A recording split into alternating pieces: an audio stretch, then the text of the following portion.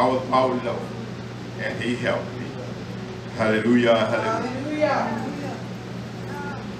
We told you, precious Abba Yahweh, that you have kept us through a new week, Abba Yahweh. You have brought us back to another Sabbaton, Abba Yahweh. You have brought us back into the bed once again, Abba Yahweh.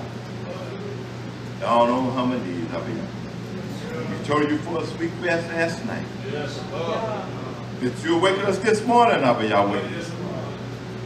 Not by our own choosing, Abba Yahweh. Well, by your voice, Abba Yahweh.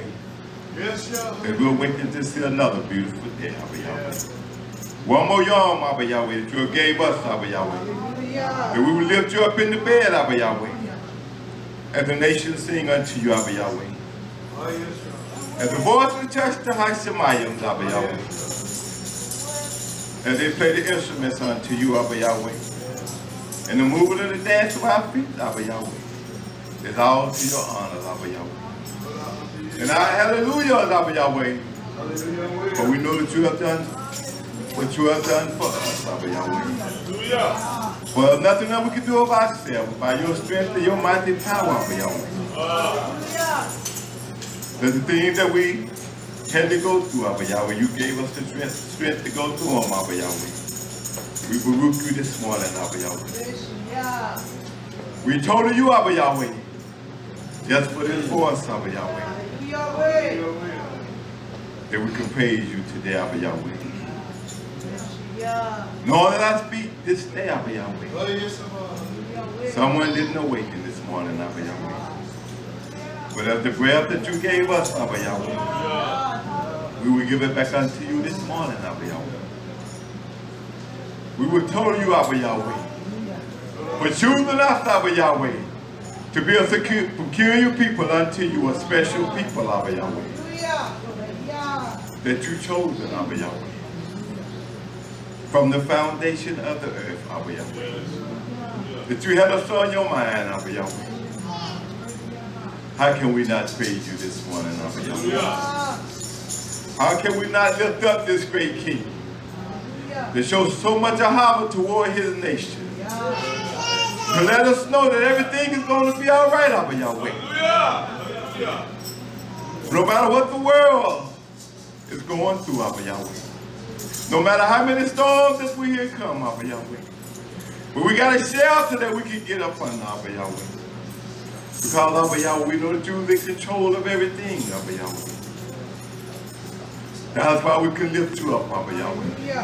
That's why we can tell you this morning, Abba Yahweh. Because we know there's nothing too impossible for you, Abba Yahweh.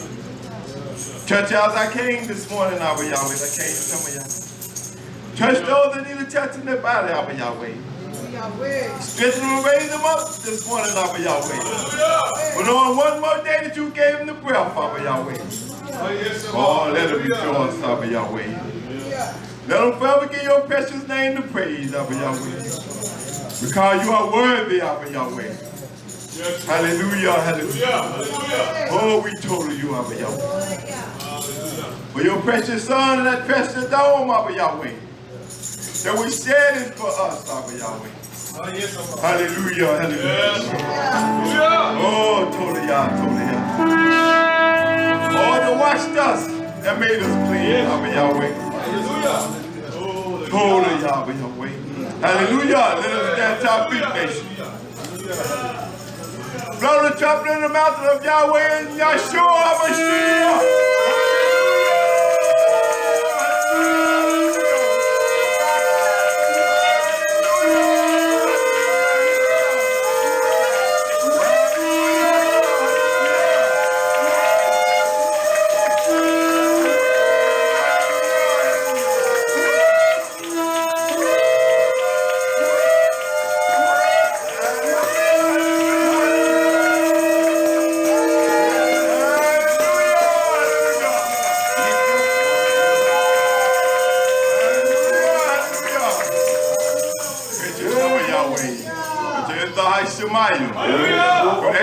Your mighty name.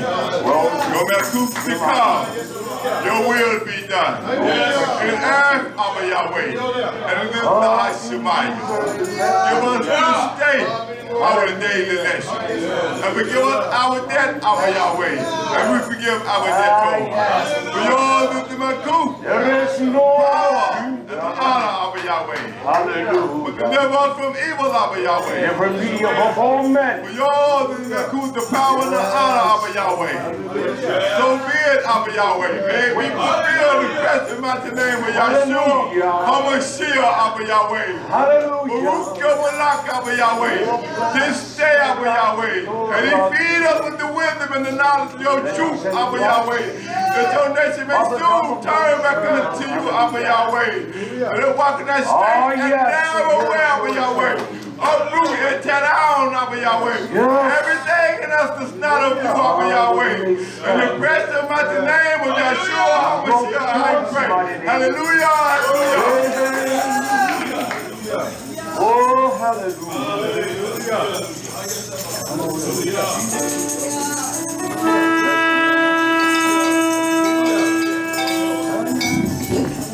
Jehovah, hallelujah. Hallelujah. Hallelujah. For this is the YHWH. So let us lift up our voices, our hands. Let us move our feet before Yahweh, our God. As we lift up Shahah unto Him. Come on, YHWH. Let us sing unto Yahweh.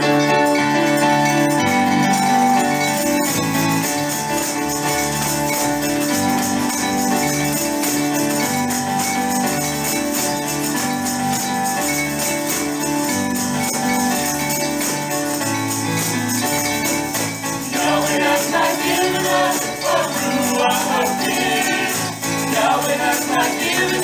a ruach of fear, but He has given us to us a ruach of power, a ruach of love, and a sound mind. Yahweh has not given us a ruach of fear. Yahweh has not given us a ruach of fear, but He has given us to us a ruach of power, a ruach of love, and a sound mind. Perfect love,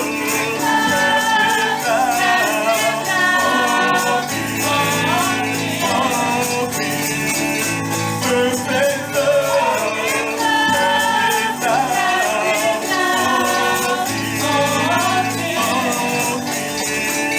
Yahweh has not given us a ruach of fear.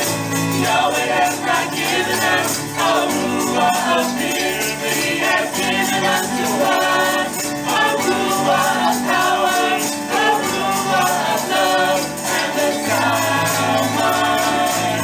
Yahweh has not given us a ruach of fear. Yahweh has not given us a ruach of fear, but He has given us to us a ruach of power, a ruach of love, and a sound mind. Perfect love, perfect love, perfect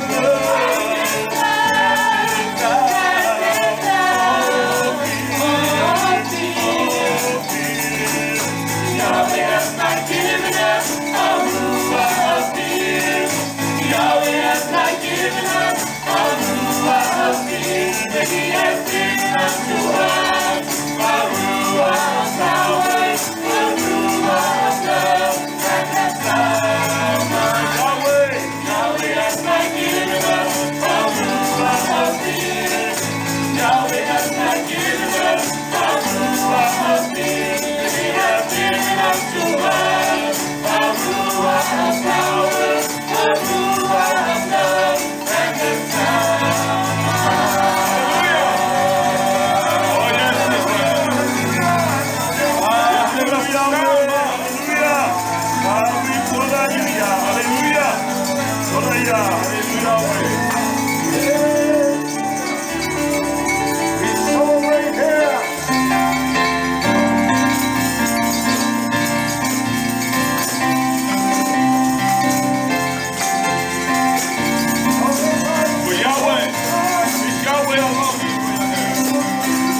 Oh,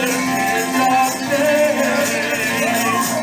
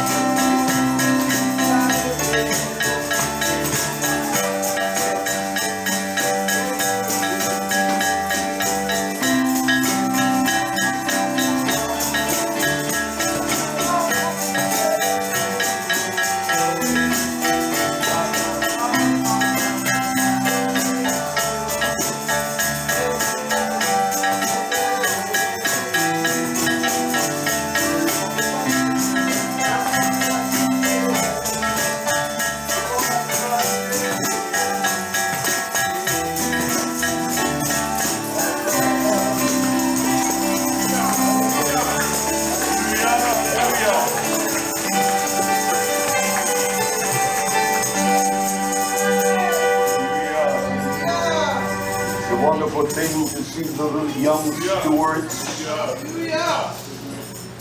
There is nothing that impedes them in their incomprehensible ways, but yet there is something that, as the old folks would say, that moves them. And I'm glad of that. We must teach them and show them in the way that they should go, that it is a time of rejoicing. That they will be exceedingly glad. Something is wrong, isn't it? We teach them to wait for a lie on December the 25th. It's a lie. And they are so elated they can't go to sleep. Neither can you. When it comes to Yah's truth, there is no excitement. But I'm excited today. We greet you all, our friends, our listeners. And I must give special attention in the sense to my enemies. Be this bread, this lecture of Yah cause your whole life to be inspected. Because the inspecting general is here, about where 2 or 3 are gathered, there shall he also be in the midst, so he is here, the Abba. We're going to teach with a substantial form of evidence. It will be by some of the most forensic discoveries in Torah. And my intention is to baffle our minds, our intelligence, our Dabun, an intelligence that have great insight, is visionary in the sense that it sees beyond the lettering of the words, and it sees into the depths of Haruach, because without breath there is no life. Without the breath of life in us, or the wind, there is no life at all. Timbrels will sit until you engage them and cause them to make a tinkering of a sound. And so it takes tremendous forensic discovery and opening every door that Yah has placed before us. I'm going to teach not with my wisdom, but the wisdom of Torah and what it expressed unto a nation that is so far removed from him, it is pathetic. I know you don't buy that, because we all just know and think that we are at the ultimate of spiritual personality, and we love Yah more than anyone else. You cannot tell me I don't love him. How many times have I heard that? You have what you call a delusional love that you generate toward the humankind, but that's not love. Period. I want to teach. And I want to teach on the aspect of what we call culture. Is it culture or ignorance? Earrings, nose ring, jewelry. Is this the culture of YisraYah'ale? You hear those that identify as a Hebrew Israelite that will say, I found out who I am. I can tell you who you is. You are a filthy, dirty scavenger of a thief and a liar. You're filthy in every aspect.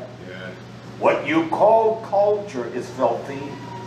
If it had not been for him knowing who I is and my state of being in this life, how it would evolve that the blood, the dam of YHWH was shed for me.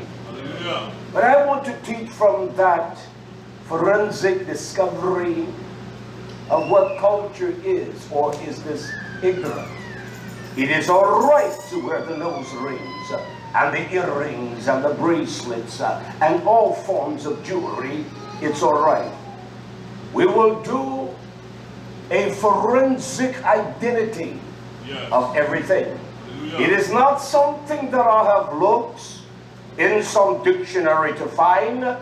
It is written in the books that you place on your laps that you're not even attentive to there, because we don't care, and we are a people that's ignorant, and we are disturbed because we lack the knowledge of truth, Torah. And the reason I say that, because our vocabularies are very limited. And so we define words by our own ignorance. We will say it means that, and that's far from the truth. I want to begin here in what we call Third Ezra. What culture, or how many times is the word culture mentioned in Torah? Who can tell me? Don't answer. How many times of what is specific about culture? Is there a true dynamics of when it began for all men? There is nothing new under the heavens. I want to begin here. This is the most profound culture of this nation. You all understand that? This is the culture of a people. The prophet, the Nobi Ezra in 3rd Ezra, he begins to speak in chapter 8, verse 3. I want us to be attentive. I want you to learn something today. You have never heard it. You're going to hear it from the bosom of Yahweh. Ezra, 3rd Ezra, chapter 8 and verse 3. He says this: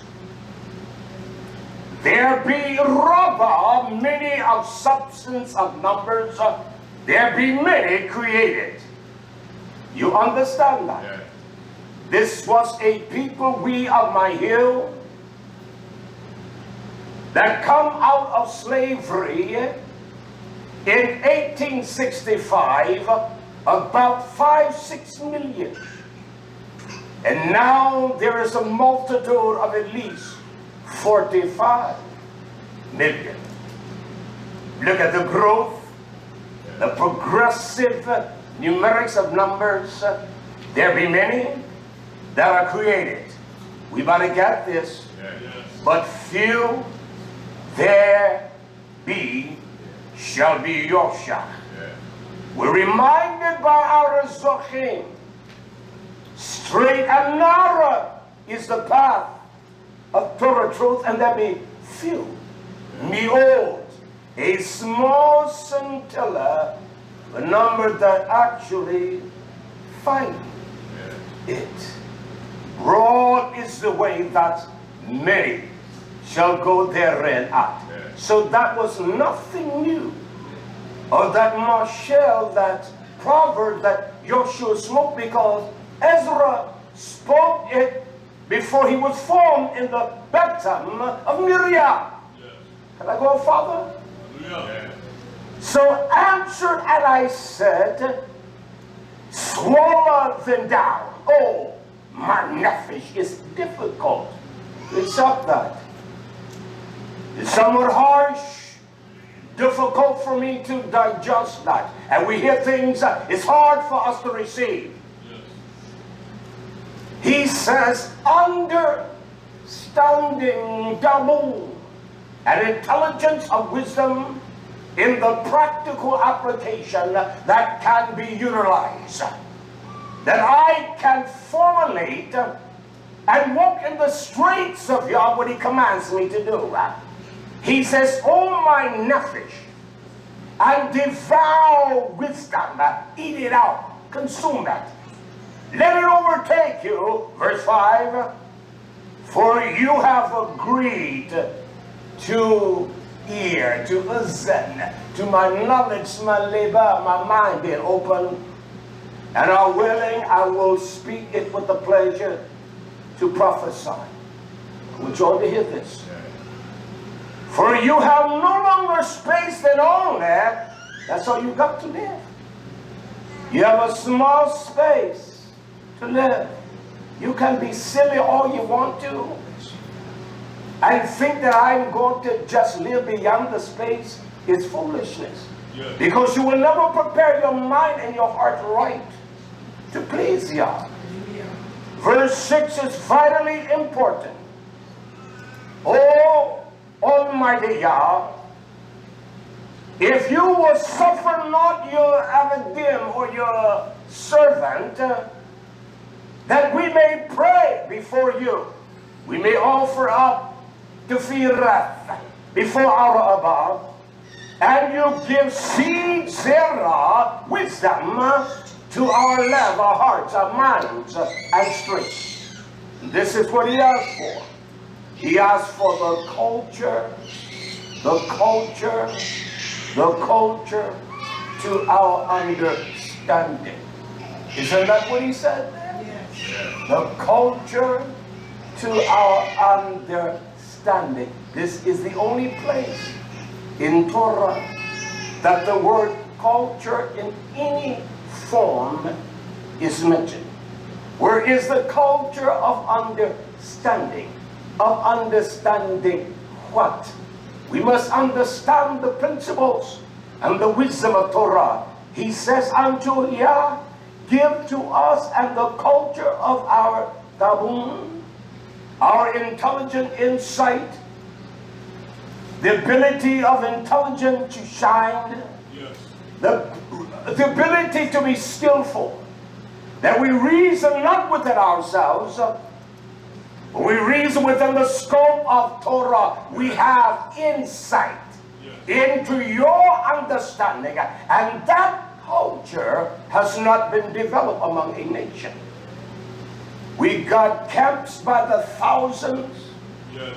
We got dress codes by the thousand. Yes.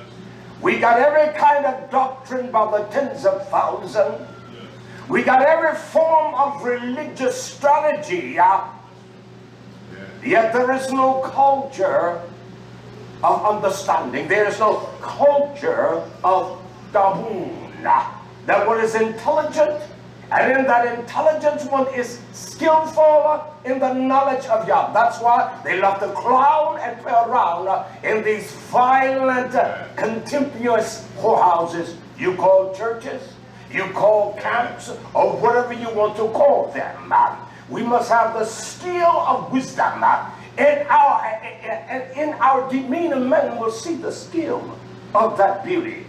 And they will ask the reason of why, how, what catapulted you to this kind of thinking. They don't ask us that. Because we look dumb. Yeah. We act stupid. We act foolish. And we're just as immature as the world, much more. Because we have this self-righteousness that's going to damn us all into hell. You don't have to buy it. You don't know how to call sin, sin. What is wrong is wrong. We justify every kind of damnable thing there is. He says to you, give us the culture. Culture. Culture to our understanding. Give culture to our understanding. Give me culture that has been cultured in the kingdom of the Shemaiah, that I may have understanding of all matters and every matter. We don't. We don't have that kind of binor. We don't have that kind of wisdom that is applicable. It works and it produces peria. It produces fruit. He says, give us seed, did he not? Yes. And that is what the zara or the zira is. It is the seed of wisdom and knowledge, understanding. And in that we develop what we call tabun. We develop what we call understanding. We look intelligent, we act intelligent, we are perceived as though that we are intelligent, and our intelligence excels those, I don't care what education they have. Education is one of the most powerful bondages upon in this nation. It simply puts you into hundreds of thousands of dollars worth of debt. You got to work all your life to pay off the debt. That's right. Give me a skill. Let me learn how to build my own house. That's more important, all right? Look at this. There's a comma there because there's an independent clause or statement of itself. Then he says this, which is so profound. That there may come fruit of it. There must be fruit. There must be fruit of understanding. There must be fruit of the culture of understanding.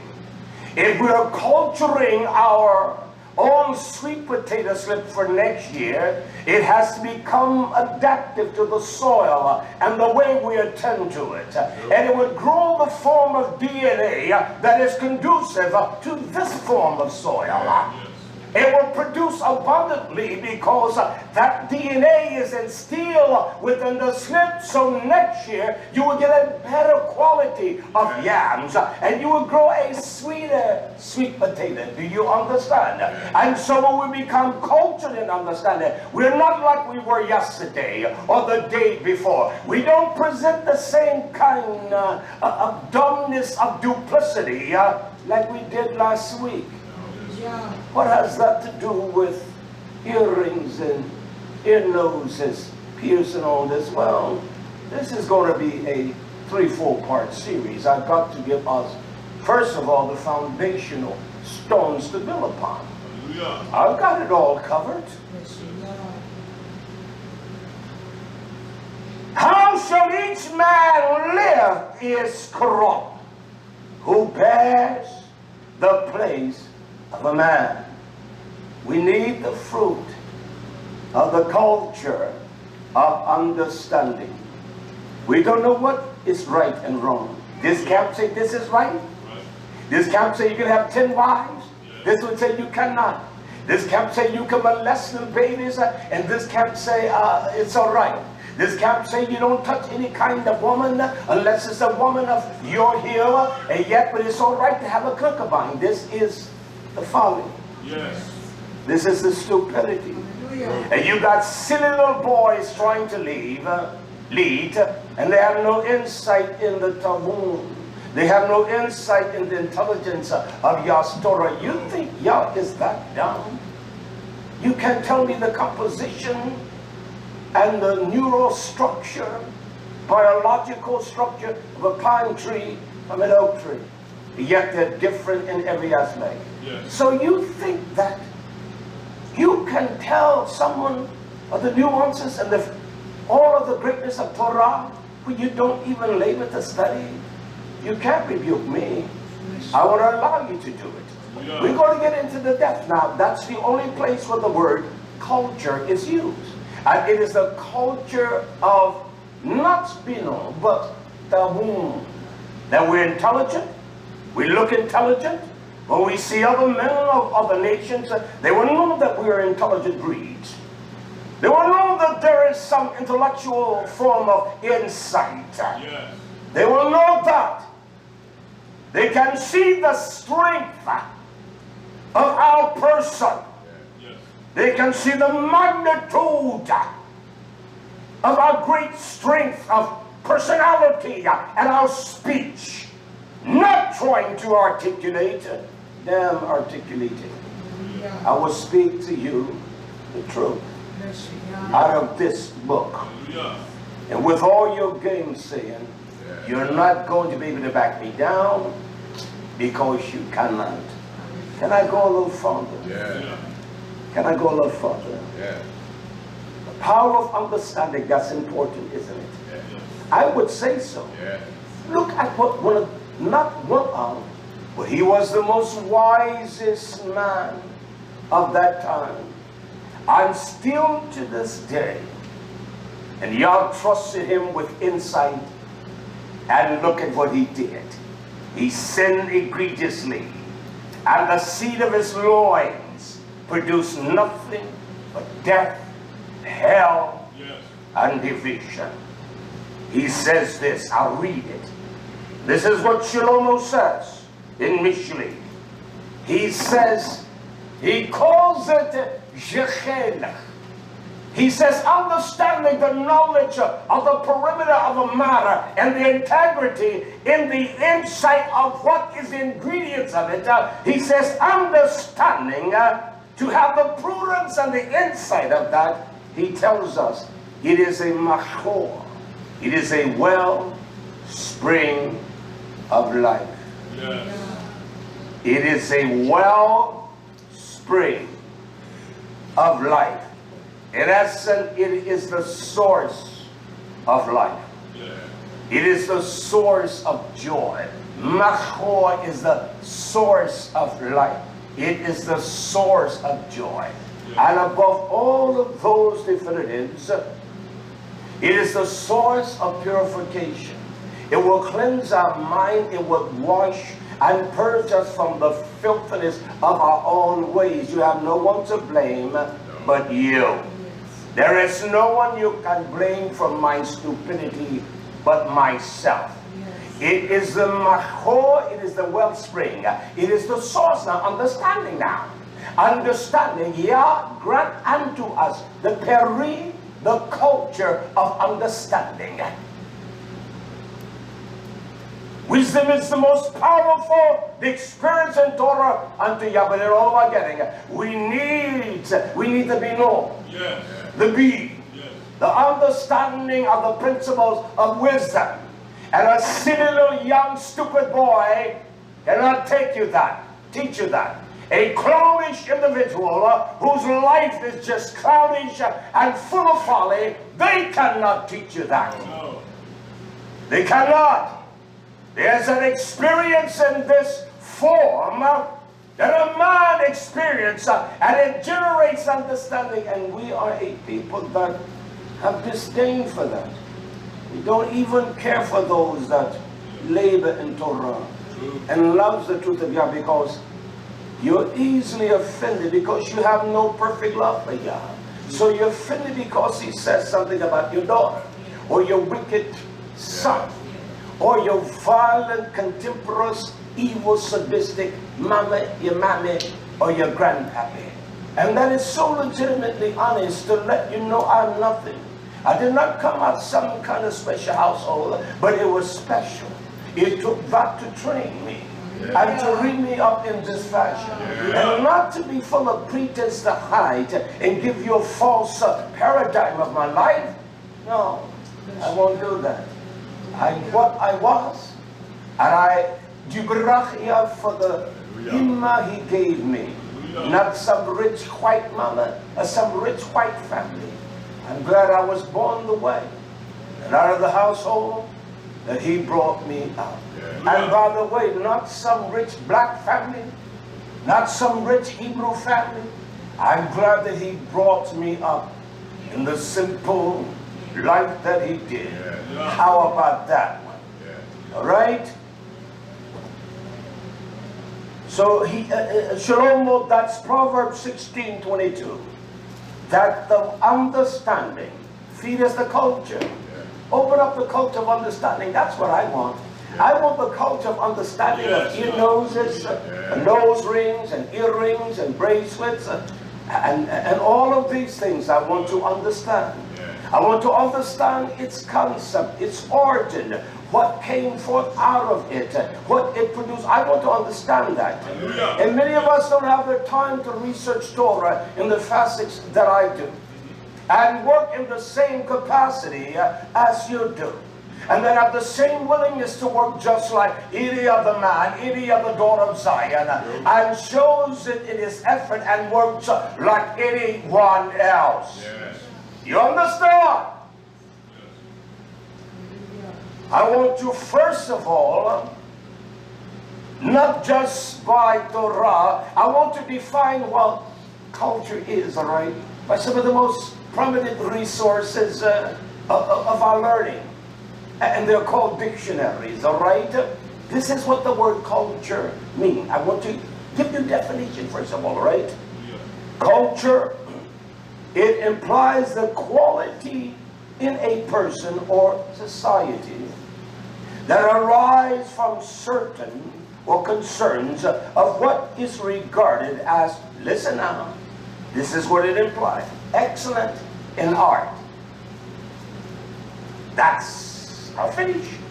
Excellent in arts, letters or writings, matters of scholarship or scholarly pursuit, etc. That's number one. Two, that which is excellent in the arts, manners, etc. A particular form or stage of civilization, as that a certain nation or period. Three, development of improvement of the mind by education or training. That's what culture is. The behavior and belief, characteristics of a particular social, ethnic or age group. Do you all understand that?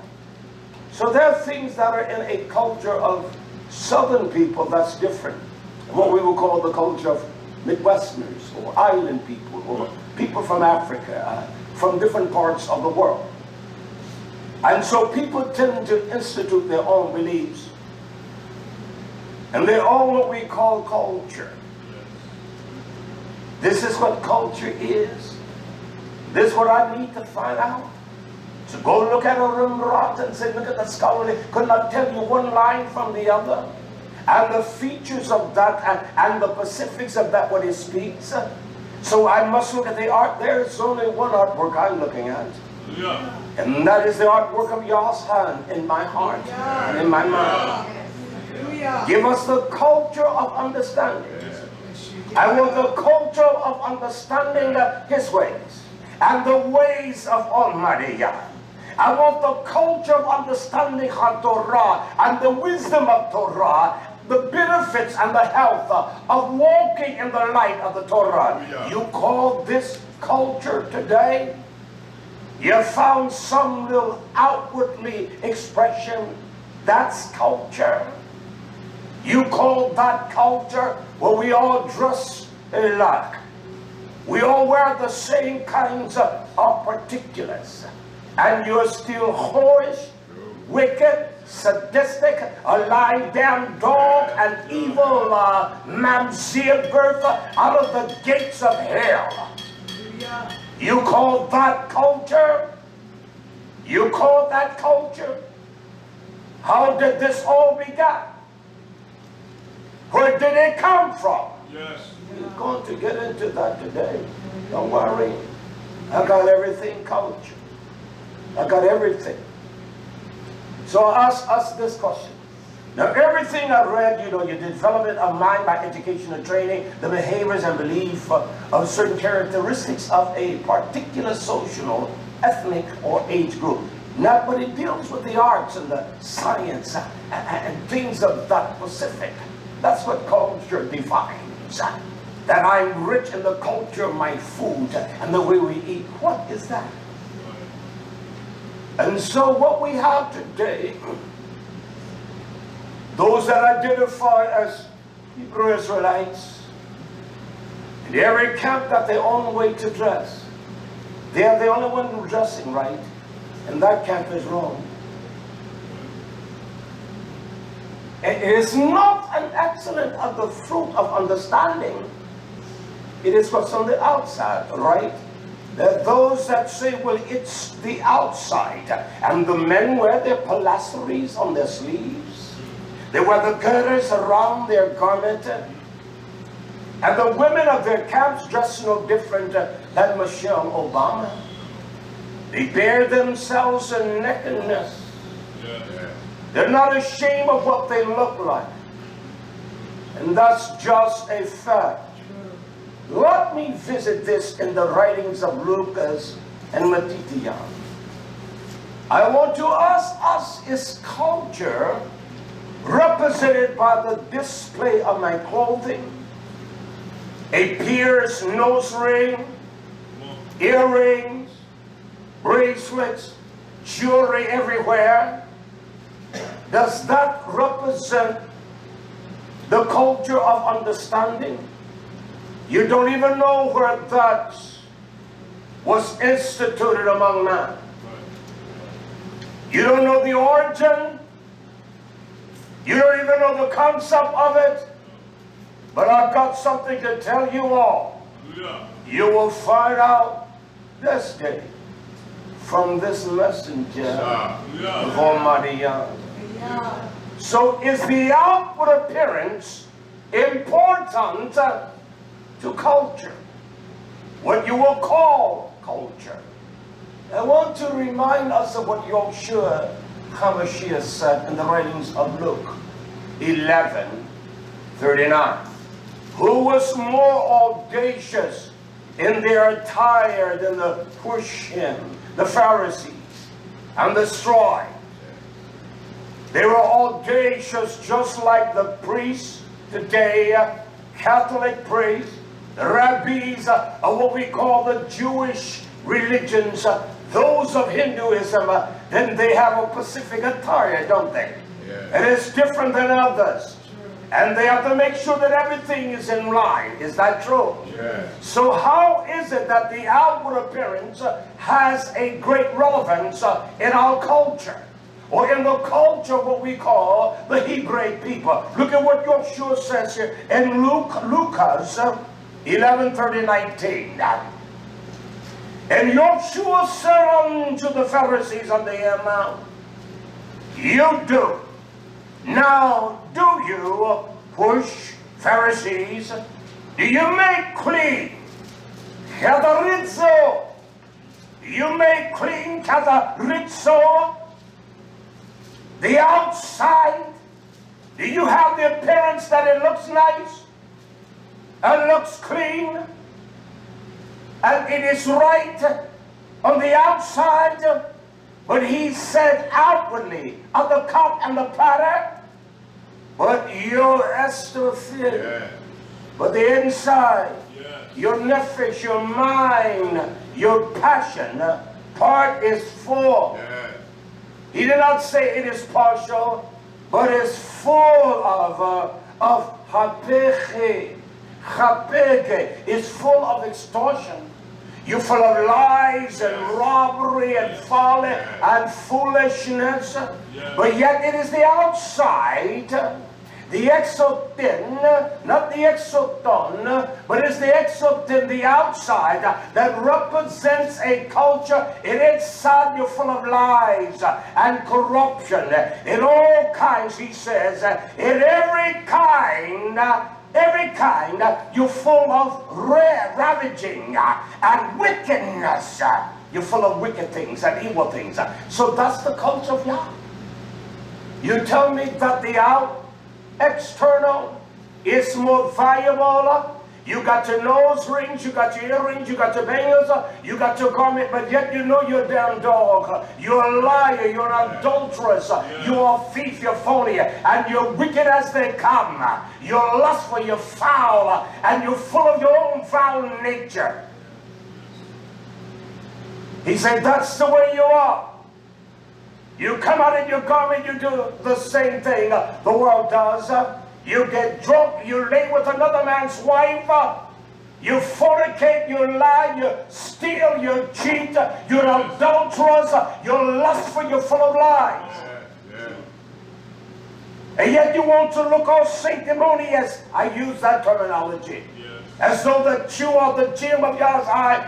You are a raving, wicked thing. And so the appearance of looking right, I got my nose ring in, I got my big bangle on, I got on my girdle and all of that. I have on my pilastery, I have on a headband with the paleo alphabets of Yah's name. You tell me that culture? That is so silly. Can I say this to us all? Those that were of that region called Hebrews, they all dressed in white. We're not, or the people of YisraYah'ale, are not the only ones that have talents or tzitzits. The Muslims do it. All of them. That is so silly. Why you all don't wear tassels here? Well, listen to the message I preach on Li'olam V'yad. So they all dressed alike. They have the long garments and things like that. It's no different. So you tell me the external is the example of what is cultural enrichment, or it is a knowledge where you got a rag on it. That's all you've got because you've given yourself unto the labor of Yah. Is that the most important thing? Is that the thing of great value and importance? That's a law from hell.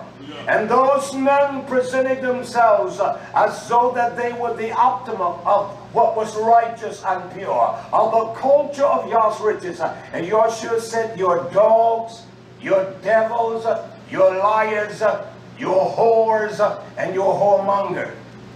That's what a whore does. She dresses herself and paint herself and wear her jewelry to attract, and she wants to be distinctively different than other women. And that's what a whore does to draw the attention of a man. Yes. And that's a fun.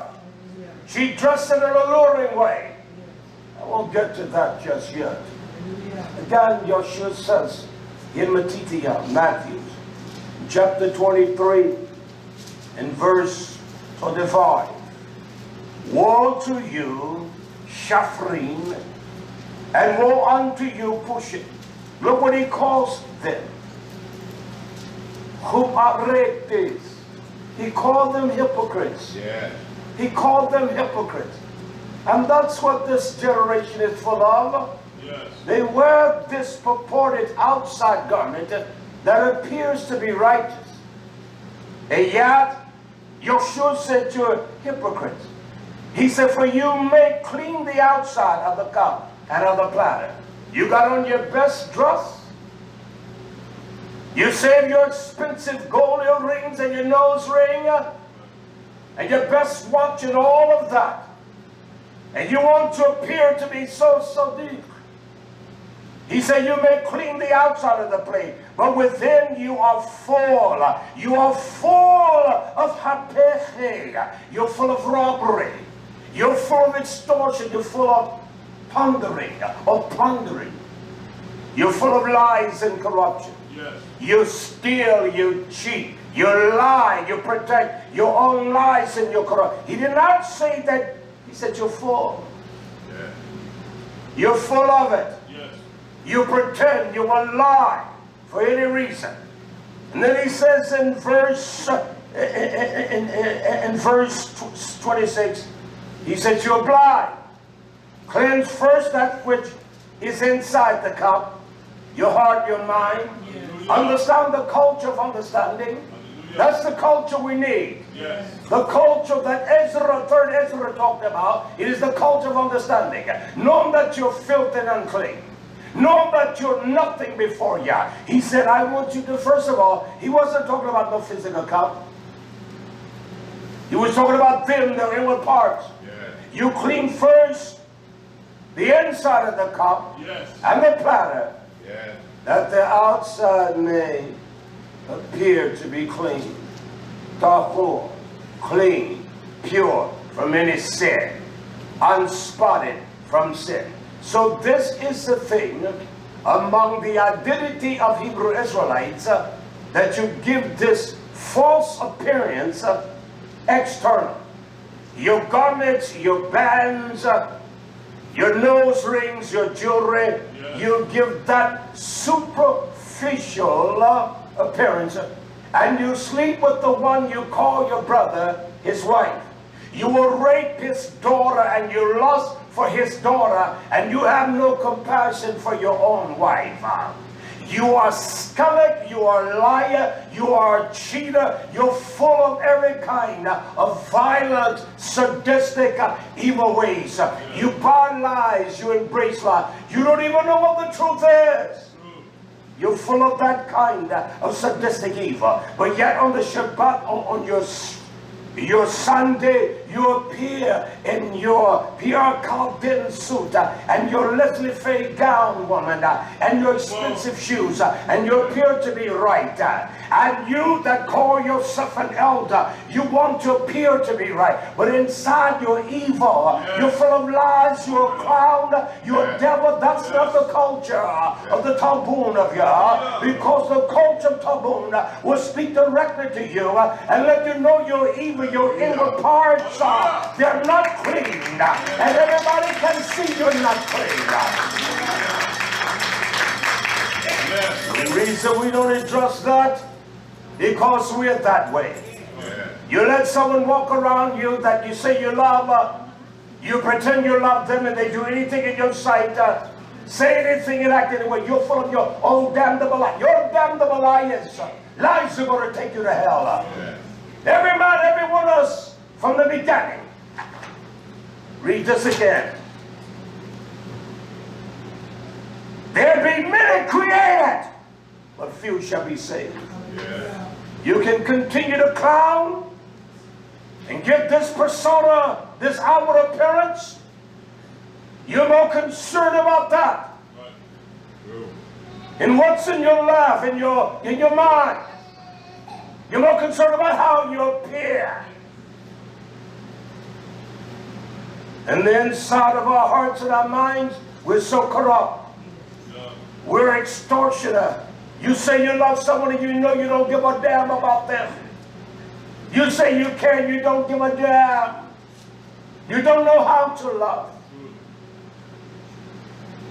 You see someone running headlong into hell, you're going to hell, man. And I tell people that. I don't apologize. And I'm not apologetic when it comes to that. You will pretend, I will not pretend. This is no culture, what we call, of understanding what we say. He cried for the knowledge of the culture of Talmud. And y'all put that there because he knew he had a forensic that would scour every little small detail of the forensic and find what was there and what is important for us to understand the culture of understanding. We don't have that today. We don't have a culture of understanding Torah. We're fake, we're phony, we're false, we're full of our sadistic, extortionist ways. We're corrupt, we're violent, we do unjustly things because we operate in a spirit of injustice. We're not just. We judge with fraudulent and fakeness. You judge me different than you judge your boyish grandbaby or your violent, sadistic, evil, faggot grandson. You judge me different. I don't give a damn how you judge me. That's evil. That's an extortioner. You fend for that one, you won't fend for me. You'll say he's all right. You will not say the messenger of Yah speaks with great truth and understanding. I got us all covered today.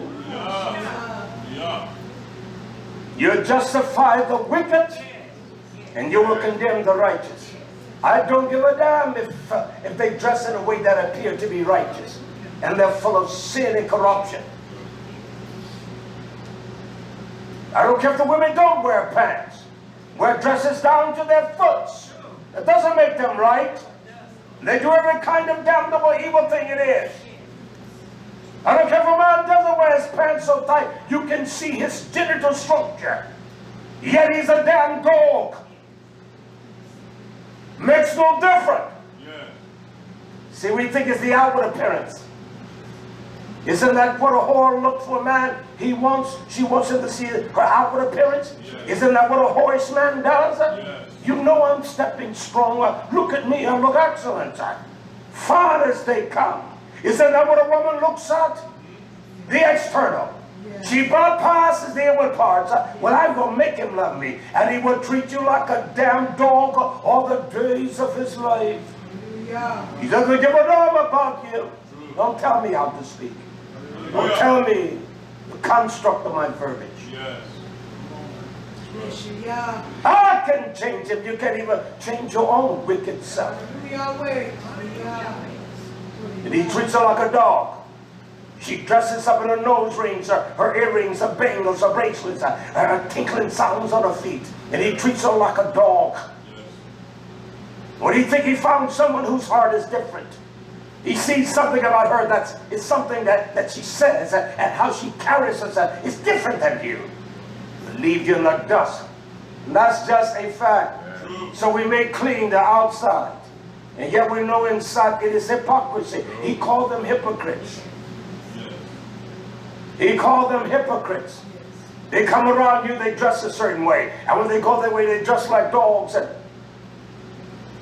come on, nation. It's not right. And you justify them. He is such a fine boy. He's not fine. She's a sweet little girl, my daughter. She's not sweet. She's a damn Jezebel. That's just a fact. Listen to me. There were 6 in my family.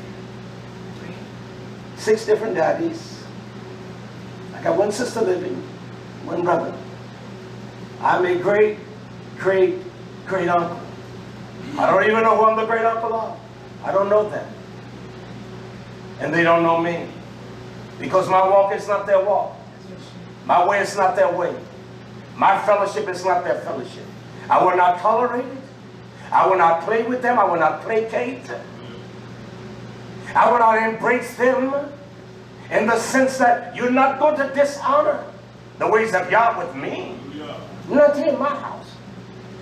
I don't have no fellowship with them. I don't embrace their reunions or none of that. You don't come see me, come here. But you better come right. Your baby's better dress right. You better dress right. I don't care who it is. That's the way I live. This is either real or it's fake as hell. You must call sin, sin. And wickedness. You're sure that he do that? He called them evil, wicked. You're full of extortion. And you appear to be so sanctimonious. You appear to be so righteous. You appear that your fasting is evident. And yet your gut is full of your incestual wickedness of evilness. It's in the heart, my friend. And the heart is only developed by the culture of taboo. You can never develop the right kind of spirit without the culture of understanding. We need to understand. We need the understanding of Yah. We need to understand the ways of Yah. You cannot develop that because you got on your seat and you be one component of Torah. The whole book is applicable, but you must have the Torah, and you must have the fruit of understanding. And the only way the fruit of understanding can be developed, or that culture of understanding, you must be taught in the preciseness, the specificness of Torah, and you must understand everything from the beginning until the end. That's the only way. It's not going to come any other way. You know, it's amazing when people call me, I've learned who I am. I've never heard them say, I know the power of His great deliverance. Yes. You call the wrong man when you call like that. You're evil, sadistic, corrupt, violent, and full of your evil ways. My culture say wear nose rings and all of this. That's all right, I've got to read it. I want to lay down on the foundation. Does that make sense? You see? Yeah. The only place the word culture is mentioned, it is in 3rd Ezra. No other place. I have searched, I have looked, I've scoured the whole parameter of this book. I've spent hours and hours and hours. I don't spend 5 minutes like you. So I know what I'm saying. You cannot back me down. You're not going to do it. So we understand what culture, the arts, the science, a certain type of cultivating of one's mind to believe. The Hindus have culture. They have cultivated the minds of their babies to believe a lie. The Baptists have culture. They have cultivated the minds of their babies to believe a lie of a damn fat, greedy demon. He goes to every house and he's got to eat. That's a damn dog. His name is Saint Nick. I don't mind him being a Saint Nick. He's not a Kedushin.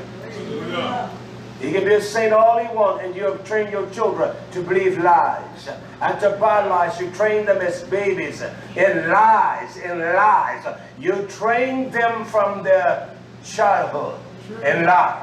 And that's why they grow up as liars and telling lies. Because you have not told them the truth. And every liar is going to have their part in the lake of the fire of God. You don't have to buy it. You train them to buy lies and accept lies. And so when they grow up, they accept any kind of lie. Because you fill them with every kind of treacherous, evil thing there is. Yes. And that's just a fact. It's not someone else did that. It's your mama. It's your daddy. And that's just a fact. Yes. It's our failure as parents. And that's just a fact. You might as well deal with it, get right with it, and make sure you're right, all right? Hallelujah. The culture of understanding is more important than anything. Those Pharisees had no culture of understanding the wellspring of Tabun. Understanding is the wellspring of life, YisraYah'ale. There is no other wellspring of life. That's it.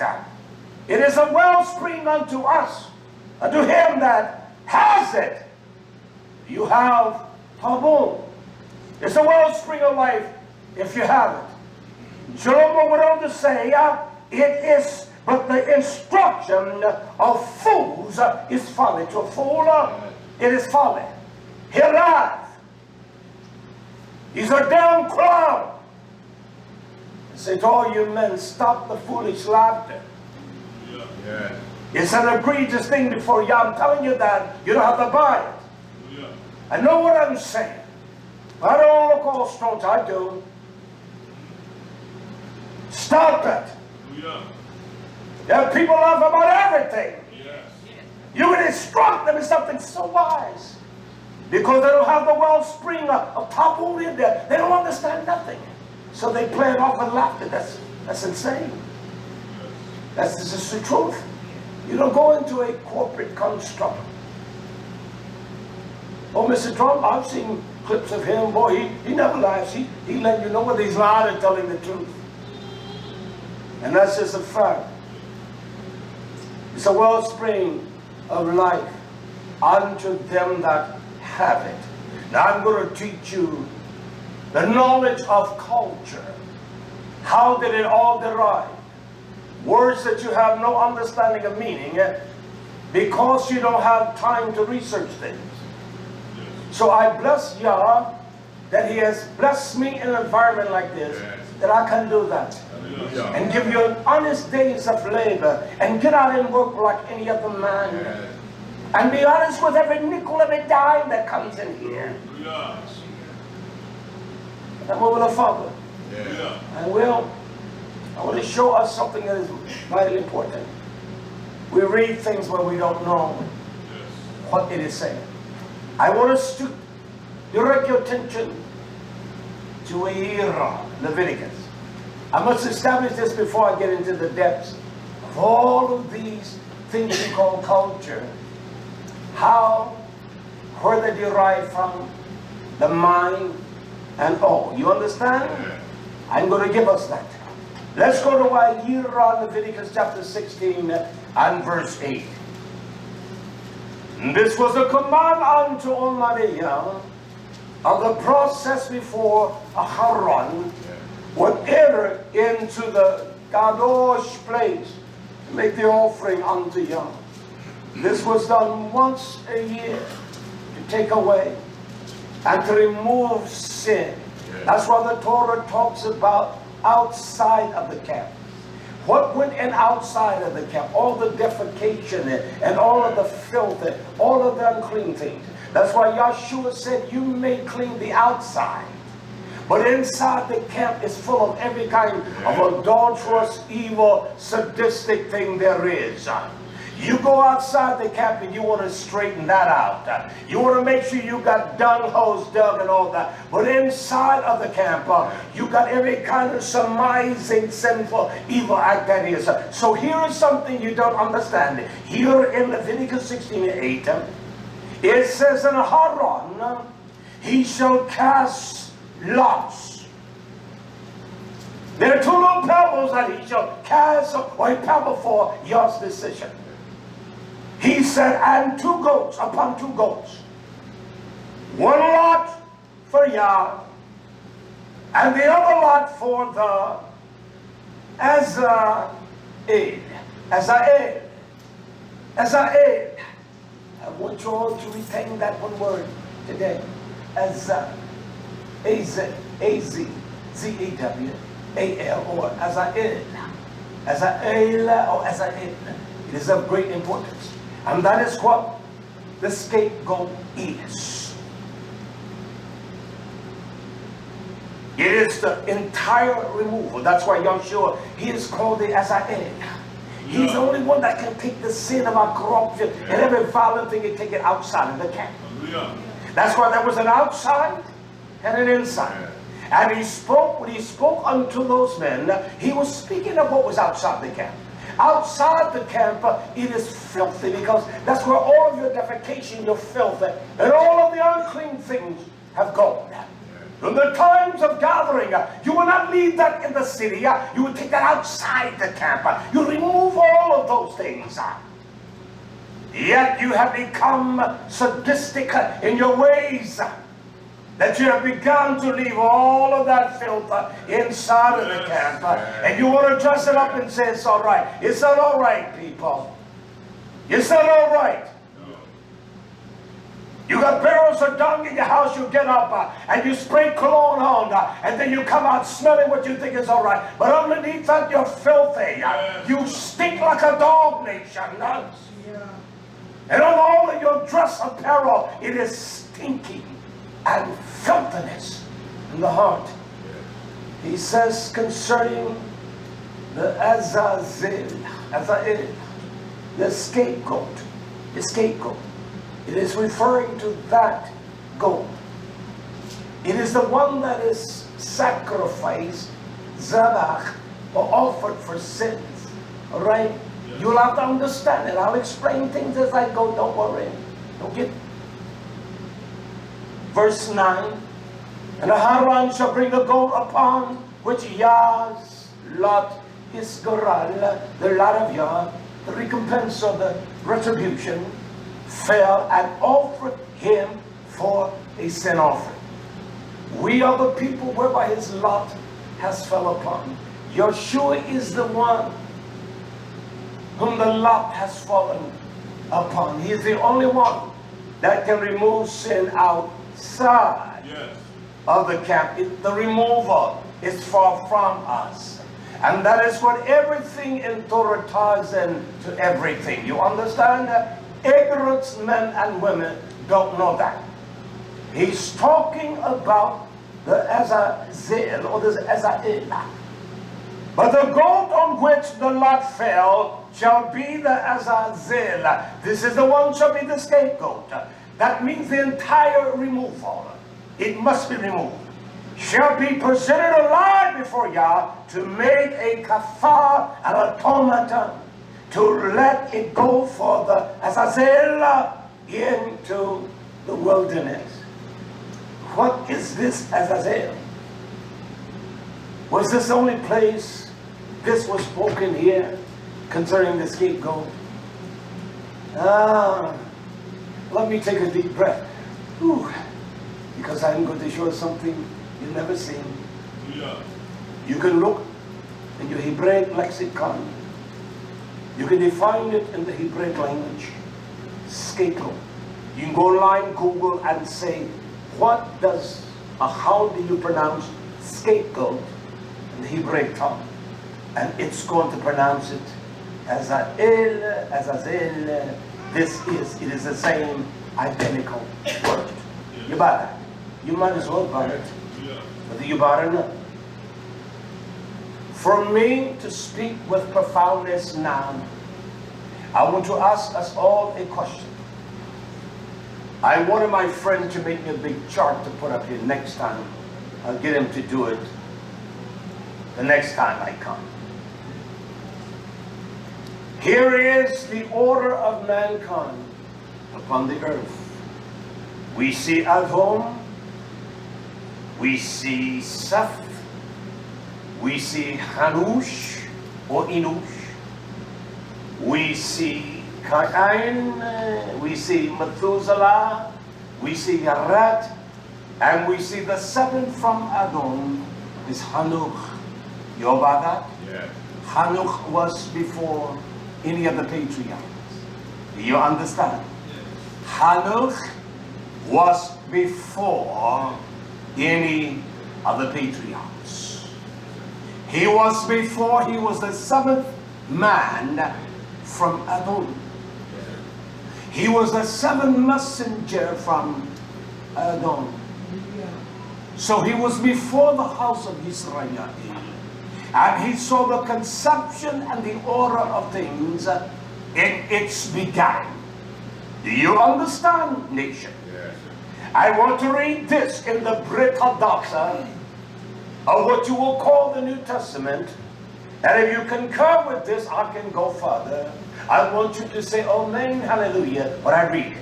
I'll read it first and tell you where it's found. This is said in Yehuda here. And Hanok, the seventh from Adam, prophesies these things, saying, Behold, YHWH comes with 10,000 of his YisraYah'ale devotion. That's what it says in Jude, chapter 1, verse 14. Now, do you buy that? Hallelujah. Now I can't go further unless you buy that. You buy that. You buy that. I have made two statements here. You bought that from the Brit Hadasha. And this chart you can't see, but he is the seventh from Adam. Hanuk. Hanuk was the seventh from Adam. So he was before the patriarch Sunday, what we call YisraYah'ale. Before Abraham was, he is. Hanuk. You understand that? Before Abraham ever saw the vision, he revealed the vision. Now can I go farther from there? Okay. Now we're going to understand a little about culture, right? And what you call culture. Let us go to Hanuk 64 and verse 1. I want to show us something that is so profound here. What Hanuk says is the prophet, the messenger of the Most High. Hanuk, Enoch, chapter 64, verse 1. He sees these great, magnificent beings. They had not fun. They had fallen. Why had they fallen? Because of their sins and transgressions against the knowledge of the culture of the understanding of Yah's perfection. And they said within themselves by their leader, we will overpower him and overtake him. You see, that's what we all think. I know more than him. I'm much brighter than she. I got more wisdom than him. You understand? I want you all to hear this about all things. And he says in Hanuk 64 verse 1, Hanuk says, then I saw in that place, I saw these mysterious, this amuk. I saw in that place other things that were deep. They were unsearchable. I saw the faces or the ponim. And then he said, verse 2, and I heard the voice of an angel I still call them angels that was dispelled from the kingdom. And those that are still in the light of Yahshua, I call that one the Melech, or the Melechim. Yes. He said, I heard the voice of an angel saying, these, the ones that the vision, you see, Hanuk, these are angels who descended upon the earth, and what they did, they gala. It says, they revealed what was hidden. Sota, carefully. Sota is a statement that he carefully hides things. There are things he doesn't want me to know. The things that you hide from your children. You don't want them to know because it is not relevant at that time for them. Do you understand? Yeah. He said, these are the angels that descended upon the earth, and they would open up and expose and reveal things, what was hidden to the children of the people, the things that you say, no. And so this violent intent, why was it violent? Because they had rejected Yah and rebelled against Yah. And he said, these things that they reveal, listen now. He said, these things they reveal, they led the children of the people they led them astray. Yeah. There were things that Yah had hidden and sealed in the council of the heavens. And so these corrupt and their disdain for Yah, and that's what men do today. Yes. They're corrupt because they don't love Yah. They came and saw man. And they began to impart what they believed in their corruption to uncover a corruptness of truth. To make man go astray from that. Isn't that what makes you go astray from your own heart? You know that it's right, but you say, this one I believe. It makes no difference what you believe, my friend. It makes no difference how you feel. It makes no difference what you think is right. Right is right. Wrong is wrong. He said, when I saw that these were the ones that began to reveal those things that belong to the kingdom blessing, that belong to those that were in the midst of Yah's kingdom. That's what he said. They cannot expose the truth of those things. They saw the beauty and the great gems of Yah's beauty upon the manifest of his throne. They saw all of that, understand? And they said, we're going to take that and transform humankind and make them to become gods. That's what Shatan said to Hava, the day that you defy Yah, the day that Lahash take control of you, the Most High knows that you will become a God like him, knowing what is right. Don't you choose what is right? How can it be you got 50 cats and they all got different culture? How did that leader derive at that culture? How did this one? How did that one? They're fools. They're evil. They're sadistic. And so those in the heavens, there was one that began to reveal those things. To do what? To lead the children of the people astray. Am I quoting that right? You that have that? Yes. And to do what? To do what?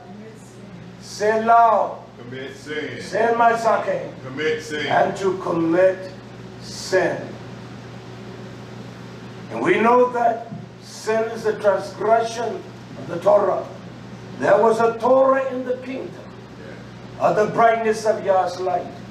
And the Melachim of the kingdom of that time, when there began to rise in their own mind this superior strength and superiority, that we can overthrow him. And that's how we think. We think we're going to do it our way, we're going to overthrow truth. You're not going to do it. You think you can bargain within yourself and overthrow truth. It's not going to happen, nation. You understand? And so they said this. We know this is the gem of his heart. That's why he had to elect a people. and put his seal upon them out of the heart of that man, although he was as evil and wretched as anyone else. He lied. He brought forth sons in every house that you see out of that son. They're evil, they're wicked, they're sinful, and they're concerned with the exterior more so than the interior. And cause the people, led them astray, that they would go astray and that they would sin. Don't forget the word Azazel. Azazel. To remove from, to move to the uttermost part. And so our sinful ways, listen, remove our thoughts and our minds away from Yah. Yes. When a man sees a shapely woman, if he doesn't turn his head quickly, it will remove his mind and his thoughts away from his Israel.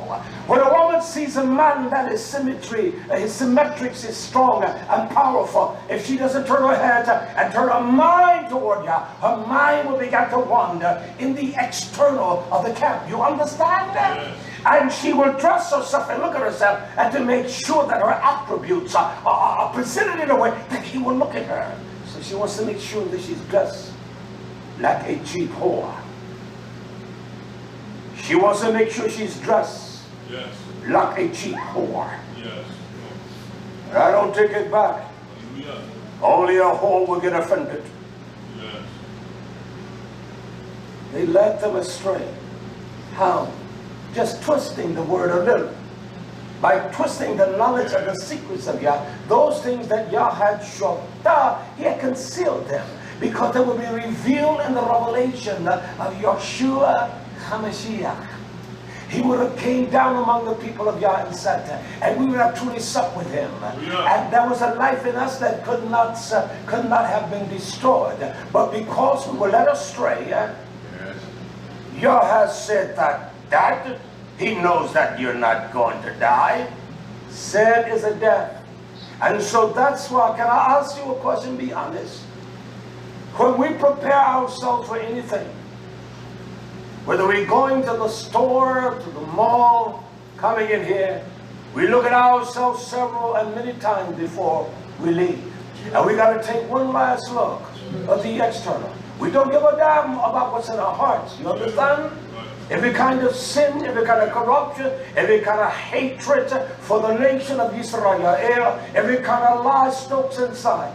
Am I making sense? Yes. Well, we make sure that we're right. Make sure our shoes are polished, and make sure everything is cleaned. Or make sure my nails are trimmed, and all of those kinds of things. But inside I'm full of death. I'm full of extortion, I'm full of lies, I'm full of every kind of damnable corruption there is. And so we placate ourselves. I'm going to dress in a refined way. I'm going to look nice. I want my blouse to have my titties so my nipples can be seen. I want to wear pants so my vital body organ can be seen. You're devils. And they will tell you that damn lie. It's an abomination unto you. Women, get out of those damn pants.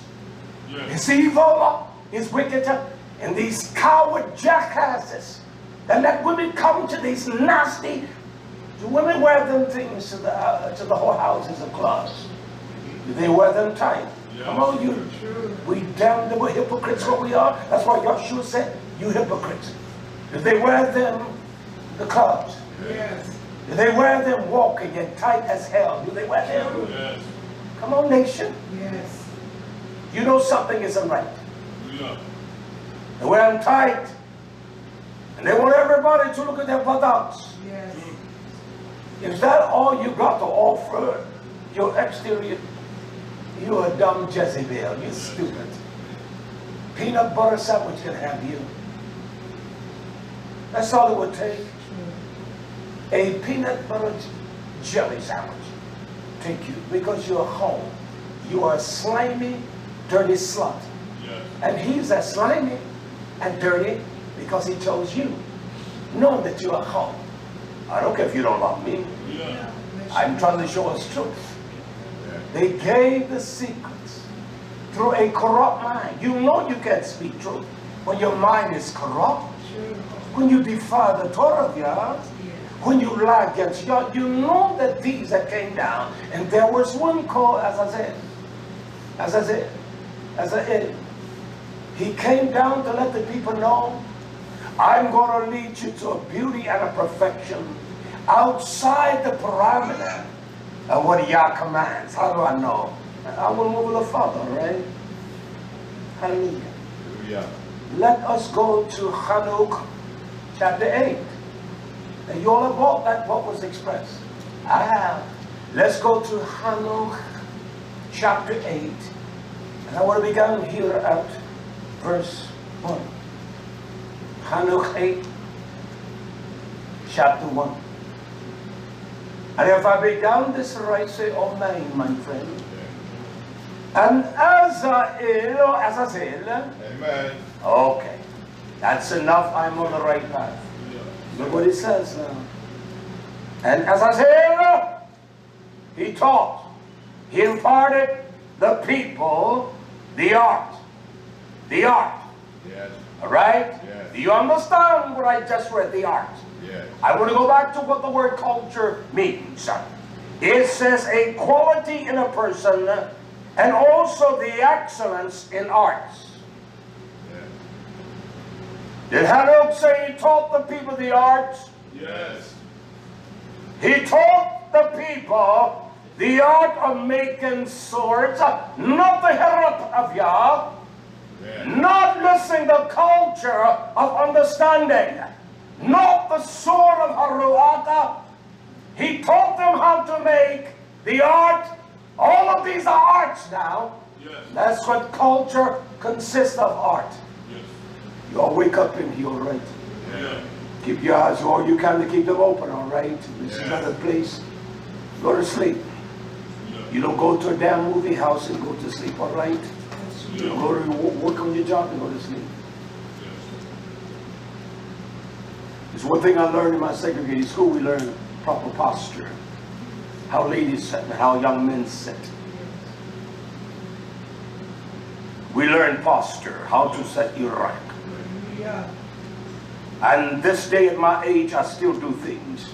As a bad boy, I'm still a bad boy. I am. It's the truth. You're boasting now, I'm just telling you. I want us to hear this again. Never hear it again, but you need to hear this. Yeah. Yeah. It's not a place to sleep. Yeah. It's not a place to lounge. No.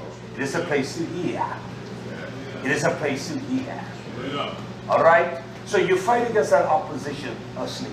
We can't be sleeping and slumbering. And that's why we come to poverty. Yeah. We lose any light of Torah. You're going to lose things that you need to hear, right? So when you call yourself entertaining a woman or man, you don't go to sleep on them. I remember in the days I would sit up for hours. Gotta go home now. Didn't want to leave. So let's understand proper protocol before you. Yeah. You understand? Yeah. If you were going for a job interview, you will sit there erect and you want to make sure that the person that's interviewing you, they understand that you have a train. And don't tell me, you young folks, you can't tell me a damn thing. All right? This is a silly generation. As I said the other night, those that's 40 and below, it's just crazy. The attitude, the personality. I've never seen anything like this.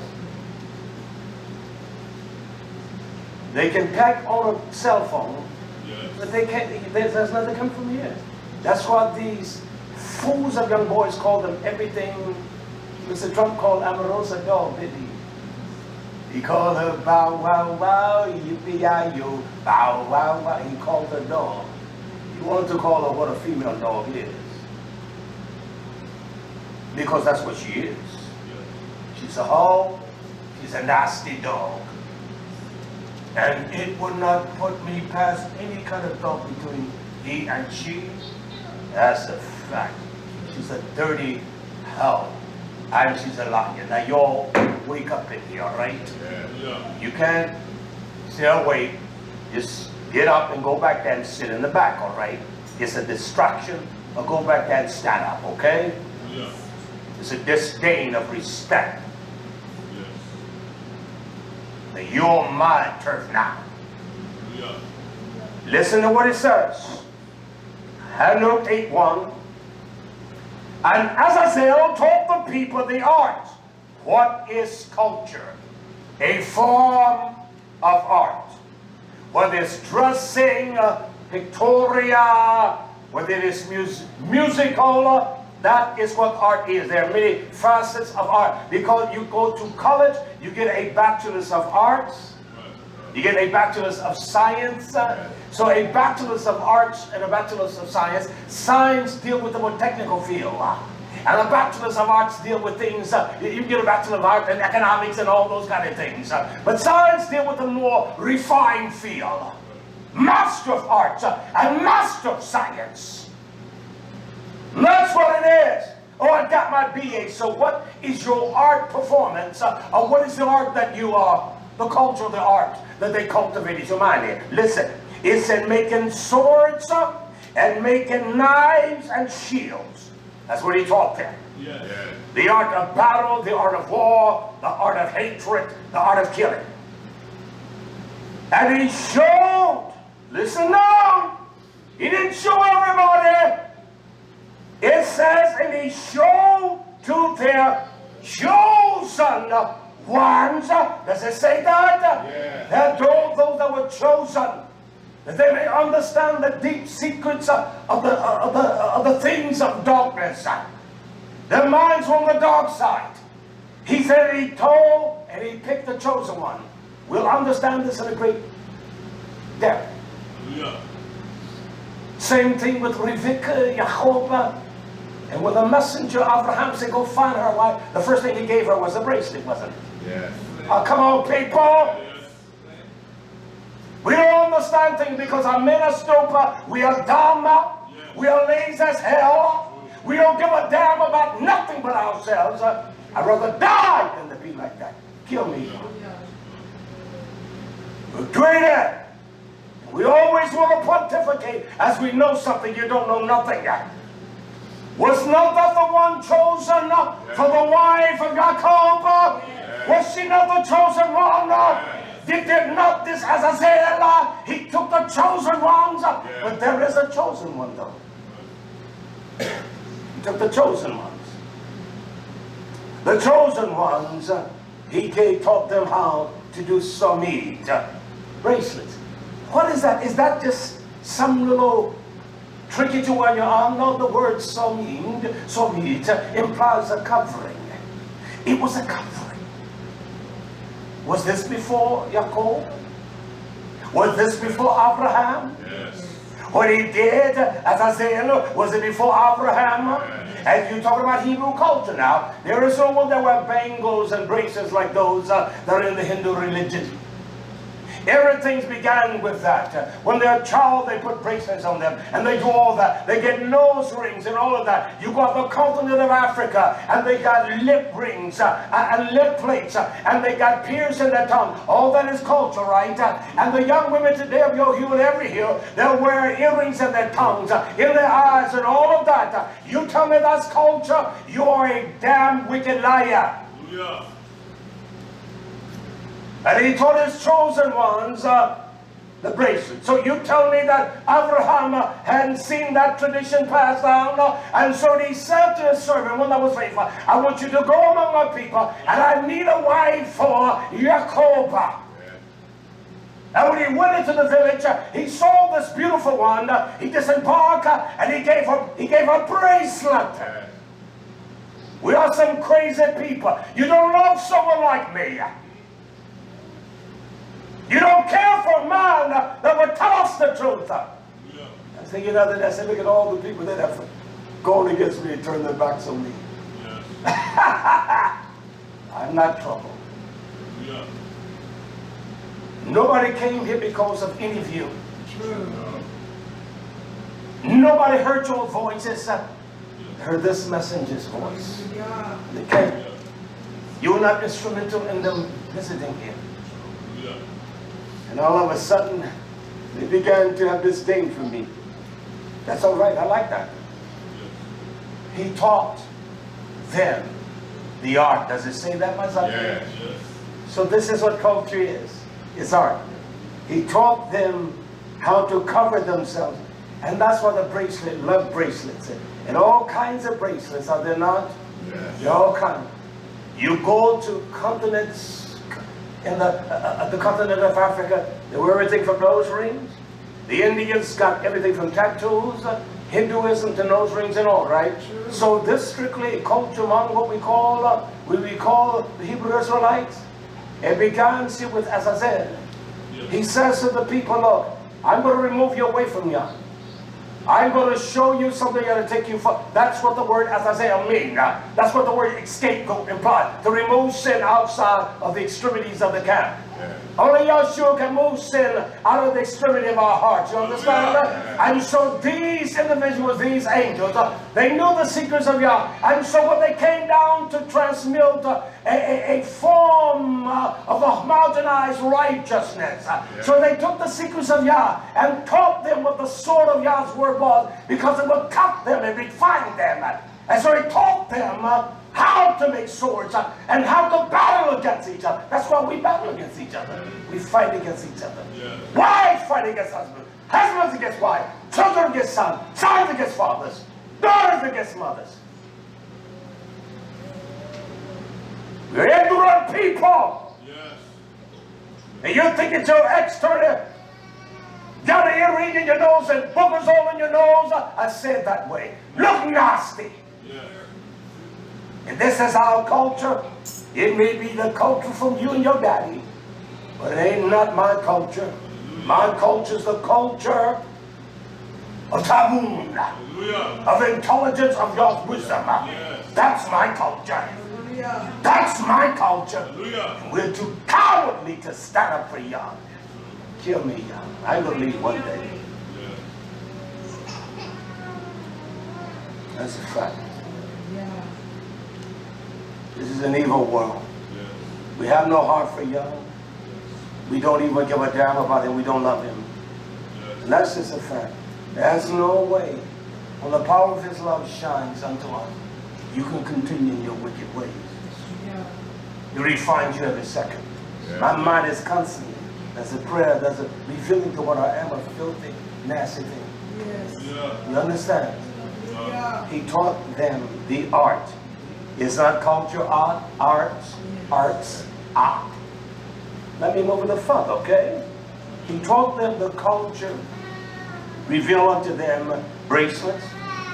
No, he revealed unto them chadarach. He revealed unto them decoration.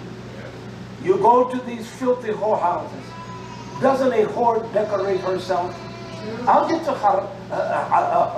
chadarach, what it means. It implies this ornament of splendor and excellence. And those that call themselves Hebrew, I don't call myself that. I know my heritage. You understand? Yeah. I say that to say this because it is such a polluted terminology. I don't like what it stands for. I don't embrace it the way this polluted mind embraces it. But Harra says there's a splendor of honor about you and beauty like no other one. The whore paints herself up on Fifth Avenue to lure every man she can. Don't tell me that's the hara of Yah. So he took away that splendor of Yah and the splendor of those melachim that did not fight Yah. He saw the glow of their beauty. And so this is what we do today. We want to shine and excel. We want to be brighter than anyone. Our women want to look like cheap whores and dress like them. They got earrings in every ear. They got a damn slew of them in their ears. That's evil. I don't care what you say. It's evil. This was not something that Yah instituted among Abraham and the people. This is not what we instituted among them for. You see, He's going to dress us in the splendor of the secrecies of His jewelry. And it's nothing like this cheap shithole we call jewelry. Right. Even the Indians got enough sense. They would give not even 18. They would give 10, 12 karat gold. That's why it's dark like that. This polished stripes you got, that's cheap, my son. With other alloys in it to make it stronger. Gold is refined in its right way, and it's very pliable. Our King told us many years ago concerning that. And that's why you see the Indians with this dark, rich gold. The nose rings, they're dark. I'm going to get on the specifics of that, don't worry. Yeah. And so this ignorant people that call themselves Hebrew Israelites, you see the women with earrings here and earrings here. I'm talking to you cowards out there that call yourself men. She was not born with an earring. Neither was you. When you weren't born with glasses, I know it wasn't because my eyes are getting older. I see so well outside I can see, but when I go inside I can't see. Look at this one, I can't really see this. Everything is smashed together. But I can see outside and it's S-U-N. You understand? I've got to have these to read. Yes. And I'm not going to pretend. You're more sick in your spirit than what this right here, what this does for me, all right? You're sick. You're sick. Yeah. And so these Hebrew Israelites said, I'm Hebrew because of your outward. You're Pharisee because of your outward appearance. There are fools that believe it's outward. True. Well, I can walk into a bank and tell them tomorrow I'm a man of great wealth. You got to show me your statement of wealth. I can go any place in the natural and they would never know who I am. And they will look at me and who is that man? Yes, they would. And that's a fact. That's a fact. That's a fact. You boast in the Lord, I make my boast in him. So he taught these things. I got you covered. So he taught them hara. And we're not teaching the people to honor the esteem of Yah. We're teaching the women how to dress loosely like whores. They come into what you call the church, they at the house, the tabernacle. Pants on so tight, titties out, arms out. That's abominable. That's unclean. That's filthy. If a woman puts on a man's garment, it's an abomination. It is still the word kali. If a man goes into another man like he goes into one, it's an abomination. That hasn't changed. You are a flat damn liar. Well, it doesn't make any difference what you put on. What if I come in here with a bra on, with fake titties, and all of that? Does it make any difference? You're a jackass of a fool if it doesn't make any difference. It does make a difference. This old twisted world will accept you as a transgender. You made nothing transitional. He made a man in the state that he's a man. He made a woman for a man. He didn't make a faggot boy. Or puts bull down a woman for a woman. And they allow everything in these nasty, creepy whorehouses. Women dressing slutty. They may have on a long dress, but they got on a little gold shirt like I wear under here. Titties out, thumping out every side. Because these damn dogs want to look at them. And next thing you know, they got your wife because they got you busy so working so hard. That's one thing about pet peeve. I get on, I can get in the end. I don't want you out there all day. You have that hustle and get home. Well, decoration hara. And then it's called here shadowing of the eyes with antimony. The Torah calls that puk. P-O-O-K. Puk. Puk. It means the tinting of the eye. I can put just a little cosmetic on it. You're a liar, woman. I can just line my eyes up and make them. You're evil. I put on a little makeup. You're a wrong woman. Yes. I make my eyebrows. You're an evil woman. You did not come out that way. He made you just like he is. And he made you beautiful the way you are, daughters.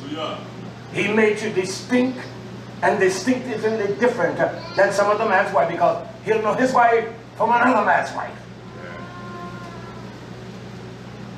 All of this that's what he taught them. And so the women paint their faces like the demons of hell. They got on nose ring and earrings. I will get to all that, don't worry. And they wear this abominable thing that defies the standards of Yah. And that's what Azazel, that's what he says unto the people. I'm going to remove you away from these laws of Yah. They bind you, don't make you feel comfortable. I'm telling you, women, don't come here with pants on. And I'm letting you all know the next time a woman will come with pants on, tell them they don't change pants here. You put them off these grounds, and they, I don't give a damn what no one says. Hallelujah.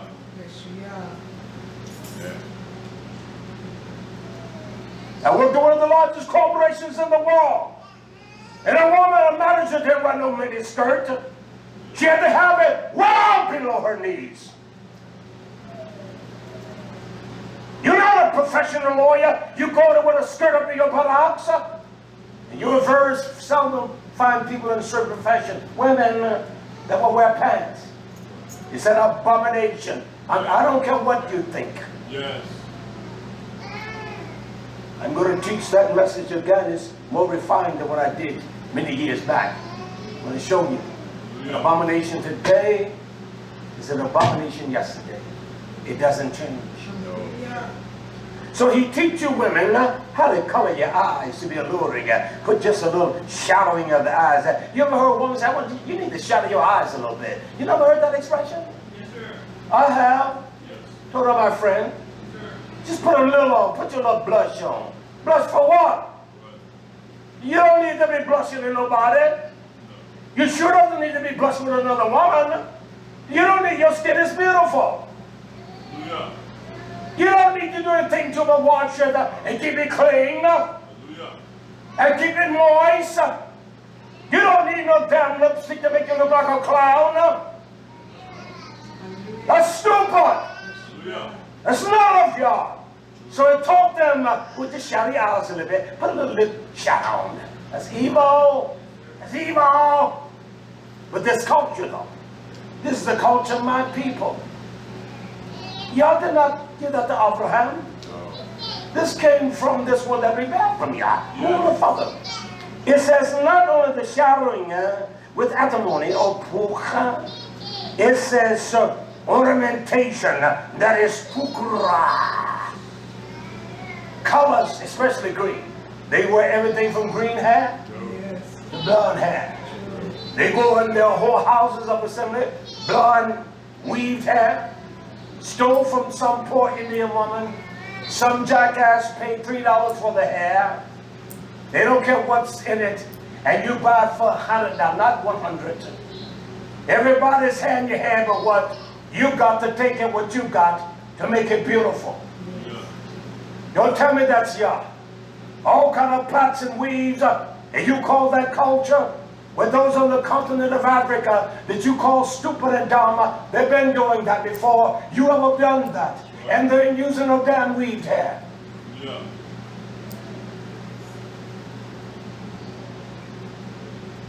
And this is what is happening. Everything from the deepest of reds to the darkest of red. Every kind of eye shadowing. Y'all didn't teach them that. This didn't come from Yah.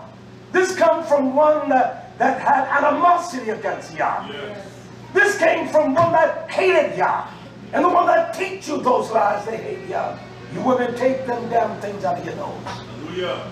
Get that trash out of your nose and your tongue. Under your eyes and all of that, you're crazy. Hallelujah. You don't do that your daughters like that. Isn't that some mamas put earrings in their babies' ears before they put the culture of understanding in them? Sell them cheap. Yes. I don't care what is popular.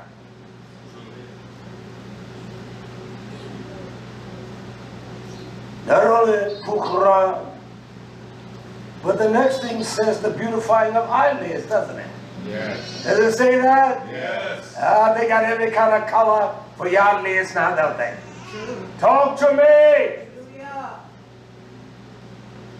You know, most of the persons that's doing or those that are designing these colors and design, you know who they are. These are faggot boys. These are not women that are designers. The one that designs your clothes and make you look stupid. These are faggots thinking that they are women, thinking they got something to reveal. Don't buy that mess. I don't buy no designer clothes. Yeah. This right here is cheap, come from China. This is cheap, and it came from China. Some poor woman sold that in the factory. I don't buy clothes for designers. Yeah. These faggot men, and you serenade around like you got something on, promoting a faggot.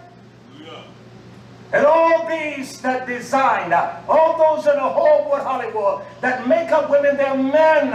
These are not women, they're men that design the women's face and put makeup on them. They do the hair of these whores. We're crazy. We're crazy. Help us, y'all. These are not women that are doing this. They make them look silly. They make them look unattractive. These are homosexuals. These are homosexuals in Hollywood designing clothes. Don't worry about what nobody said about you. You look nice. And no, she doesn't. You look silly. You look stupid in that lady. Take that mess off you. Cover your body. That's what the words mean the bracelet. That's what the messenger of Abraham gave to Rebekah. It was a covering. You're covered by my master's seal. And that's what, as I said, I'm going to remove everything of your mind. Hallucinate. He led the people astray to do what?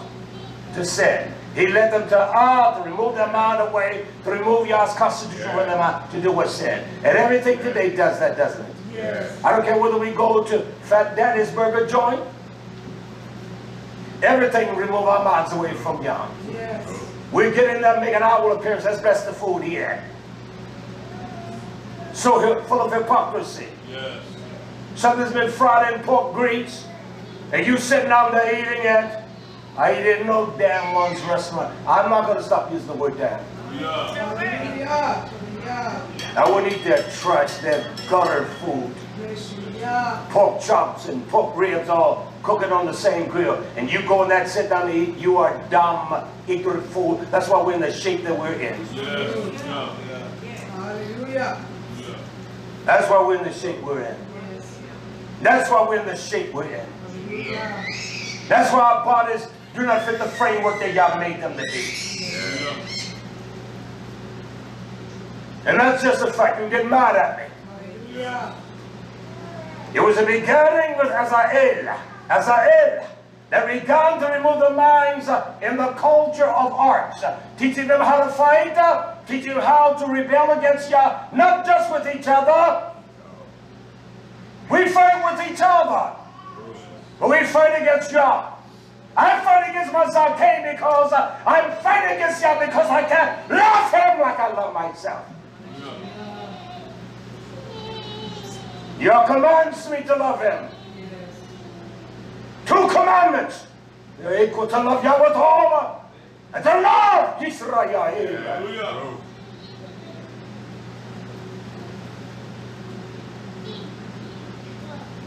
You're talking about culture. Your culture stink. It's riddled with lies. We can get strong. No, there's only one culture. It's going to make us strong. That's the culture of understanding who He is and who has made us. Once we get that culture, we can do all things when we get that. But because you got some in those rings and your tongue pierced, you call that art, is stupidity. Then there is no one that displays that like the Hindus.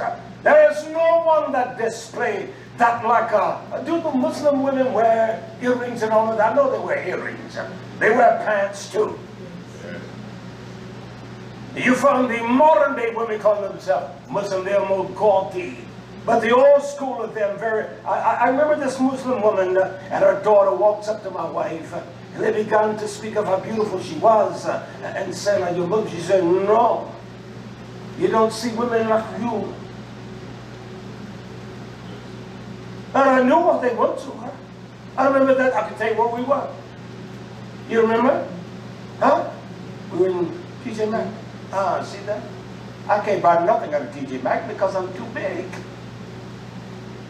And then they walked up to my wife, the older woman, and the young woman was young, but they were not gaudy and all this jewelry and all this mess. And you tell me that's our culture? That's all you got to show this world? Your damn nose pierced and earrings on every place? That's so sadistically evil. Yes. That's just so dumb and stupid. It doesn't make you beautiful. It doesn't make you pretty daughters. It doesn't bring the tifra of young. That's not what produced that you are a beautiful daughter of Zion. You made everything beautiful in this time. I'm getting older. Wrinkles will come. Teeth get a little loose. Memory not the same. That's all right. That makes me more endeavored to prepare for death. I'm glad he can do it that way with me. I don't mind. I don't think I'm virile and strong. And although I am strong, I was in the gym one day with one, and I said to the person, I was doing some sit-ups. I showed the person how to do it, to keep tension. Sit-ups, it's the sitting up, eating all the donuts. That's my problem. By the way, I don't eat donuts. I've had anything sweet in so long. I'm waiting for tabernacles and the daughters, and then I'm going to just eat like a puppy dog. All right? Yes. So I showed the person. I said, okay, this is how you do it. So I started out, and I do them fast. I do them slow. I go farther. I do more this. And so people pretend they're not paying attention. So the person had turned away, but the person was counting. I go and I said, turn. I go 20, 30. The person that I'm looking, but they know what I'm doing. And so I drop off 100. Then I sort of say 101 and 2. Then I bounce through to 200. The person still counting. The person knew how many I had done. Then I said 2, 1 and 2, 0, 2 and 2 and 3 and 4 and 5 and 6. Then I busted to 50. And he can't. 250. Fat boy like me now. 51 and 50. So I did 300. I could have gave 500. I said to the person, I'll give you 1,000 right now. I don't have time to do it. So why am I saying that? I am still a strong physical man for my age. I take young boys and they can't do what I do. That's just a fact. I'm still strong. But I know one thing. Even the most virulent of one that was strength, you're going to get old if you live. Yeah. And you're not going to have that. She's a strong old woman. She walks all the time. It's a beautiful thing. And I like to see her walking. I love that. Yeah. I'm not thinking she's young because she's not young. Yeah. She's an old daughter of Zion. Yes, yeah. It'd be silly for her to think that way. She's old. Period. Yeah. She doesn't feel like she did when she was 21. I don't feel like I did when I was 21. 25, even 55, even 60. I feel different. That's a fact. Yeah. So I'm glad God moves us through that process to prepare us for death. For his YHWH. So I'm glad of that. That there is no reliance. I have to rely on every act today. Well, I said, I'll give you a hand. You're sipping. You young guy, come on here. It will take us 10 minutes. I know it take us 10 minutes or 3 miles. And I appreciate that, and I embrace him and love him. I was hugging him the other day, and you know, you can tell things about Phil. I know what I'm doing. So I put my hand on his back, and I pulled him closer. I didn't take my hand off. He didn't know how to respond to me, but he knew how to. So he put his hands on my back, his hand. And so the more, I wasn't going to take my hand off, because that was something I was looking to feel for. And then I pulled him close, and then his hand just stretched over my back, and I knew then, I said, that's what I'm looking for. See? I want that feel from your hand. Yeah. That's what I wanted. That feel. You did it right, dude. Yeah. Let me move a little further. I want us to understand, all right? Yeah. Hallelujah. Yeah. Not only did it teach us the beautifying of your eyes, and that's all that this world is good. This is a $1 billion industry. People are poor They're spending all their money. And there you are there, concerned about your nose ring, earring, well, not a nickel here. And they spend their money. And all kinds of precious stone. That is a profound state. That right there, I can teach 5 or 6 messages on that, this precious stone. There's only one precious stone. There's only one precious stone. And he is the precious stone. He is the element. He is the chief cornerstone. But he told them about all kinds of precious stones. How the compression of the environment will create diamonds and rubies and all of those things. Yah never talks about the diamonds and all that, but he talks about rubies, doesn't he? And so man, Mr. De Beers and our stupidity, they began to advertise diamonds are a girl's best friend. And we buy those lies, don't we? We buy those lies from this sadistic mind to move us away from Yah. And so you see women with all kinds of stones in their ears and all kinds of stones in their mouths. It's just the truth. It's just the truth. They think pearls are something for old people, don't they? He said he taught them about all precious stone. But he didn't teach them about the, as I said, the precious stone. They remove all of the sins out of the camp.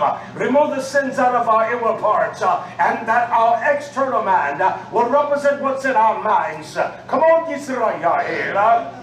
This is fictitious and phony, what we have learned, because the men are not genuine. They're too afraid that they're going to leave me. I don't care who leaves me. I don't care if my wife leaves me.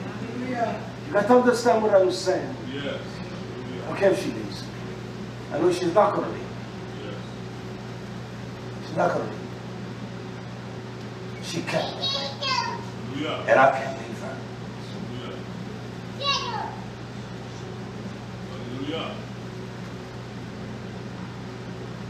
That's a fact.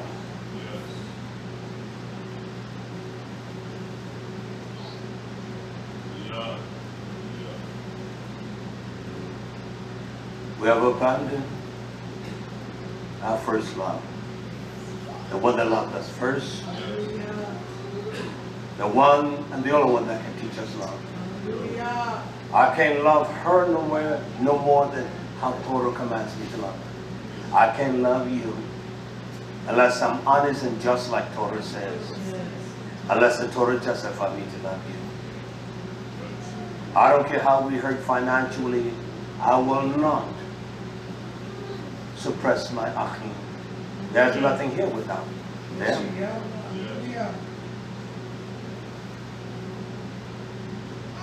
I won't do that. Never have. I never will. That's fact. Can I go a little further?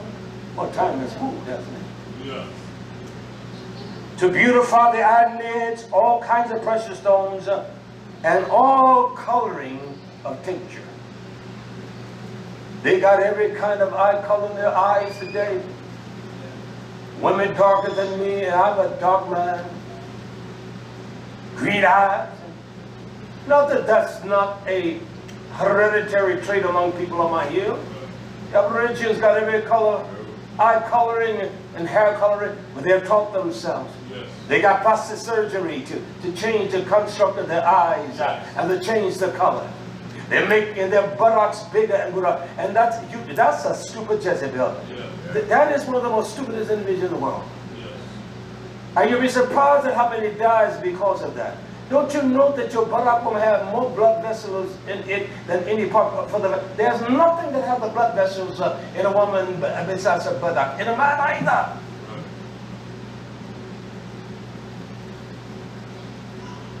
And the tincture, they're changing colors, and they're putting tinges in their hair. An old woman got gray hair, she want to tinge it up.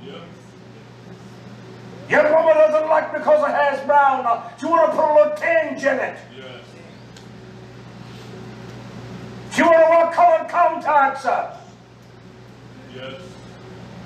She's taking things that are detrimental to her. My skin is too dark, so I want to lighten it up.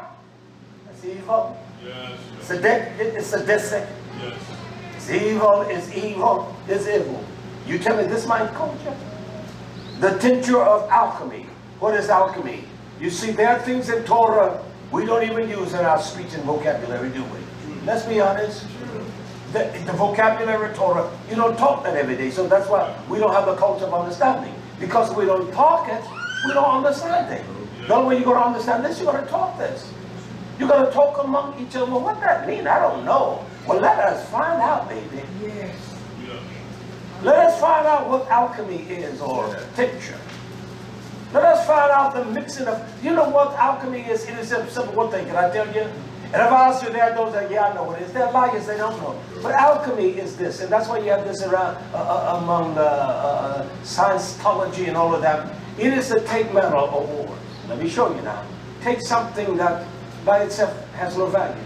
And there's a mixture of alloys or metals, and you produce something that is worth something. You heard of a thing they call fool's gold? Zirconia. Everybody will buy them. Oh man, look at that rock on her finger, girl. That ain't real. That thing is shining and glistening. I remember that back in the days. Talk to me, people. Talk to me. Cats got on bigger zirconian rings and shining like the sky. You can see stars in the ceiling when they come inside because those are cheap rings, and they'll lie about it. They go, where you get that from? I got a pin in it. I understand slang and talk. You understand? I got a pin in it. But he wasn't saying I got a pin in it. That's all he added a penny. You understand? What he was saying, I got a stretch in this. I got a limo. I got a pin in it. Oh man, I got $1 in this right here. This is a $19, this is what, 19 or whatever, 18, cheap watch. I bought watch bands 10 years ago, and I just changed the bands, different colors. See that blue? Matches my blue suit, doesn't it? Cheap watch. Man, I got a pin in it. So it's taken alloy. Oh man, look at that. What carat gold that is? You get down this like 10 carat. It's a much darker, dirty color. We like things shiny, right? So alchemy, that's what it really is. Nation of Yah, hallelujah. And then the word puch, or what I use, that eye cosmetic, it is a brittle, lustrous, white metallic element that occurs in nature free from combine, used chiefly in alloys and compound in medicine. So they make your doctor on yourself, you got your different colors of, some women put it on and it destroys the beauty of their skin. Takes away the moisture, it destroys cellular structure. And those are the ones where it's nothing like an old woman with makeup on and thinking she's looking young. And those skin is wrinkled as they come, look like a drooping rag. I'm just being honest. And she's worn makeup on her face all her life, and she's trying to cover that. Old woman, embrace your wrinkles. You're getting old, and this is God's blessing upon you, old man. Yeah. And if I probably didn't have this beard, you would see wrinkles in my chin. Yeah. So you embrace the beauty of age. Yeah, you embrace the beauty of age. You don't need no plastic surgery. Yeah. They look like stupid fools. But this is culture, huh? Embrace your wrinkles, Imam. Embrace them. It's a blessing. There's those that will never get a wrinkle. They go out at 22. In the midst of all of their beauty. They go out at 18, 19 with AIDS and death. Yeah. They go out with every boy in the hood running through them. And every kind of vile thing said against them. They don't want you. See, because they're looking for something in the inside. And they know you have nothing on the inside. And that's why I say to you, daughters of Zion, listen to me. Even you men. If Yah blessed you with an Ezra, I began this out of the book of Ezra, didn't I? Yeah. Because that's what the word Ezra means, special help. If he gives you a wife, he gives you a wife that is a beautiful daughter of Zion, the only way you can learn how to love her, man, is by what Torah says. Yeah. That's why there's so many marriages that have never worked. And they will never work. Because we have not understood the most important element. And so with a man, he knows that she's a hoe. I don't need her. I had one, I've had too many like that. Look at her. And when he sees that one that is clean in her way, he looks at her dress and he said, there's something different about her.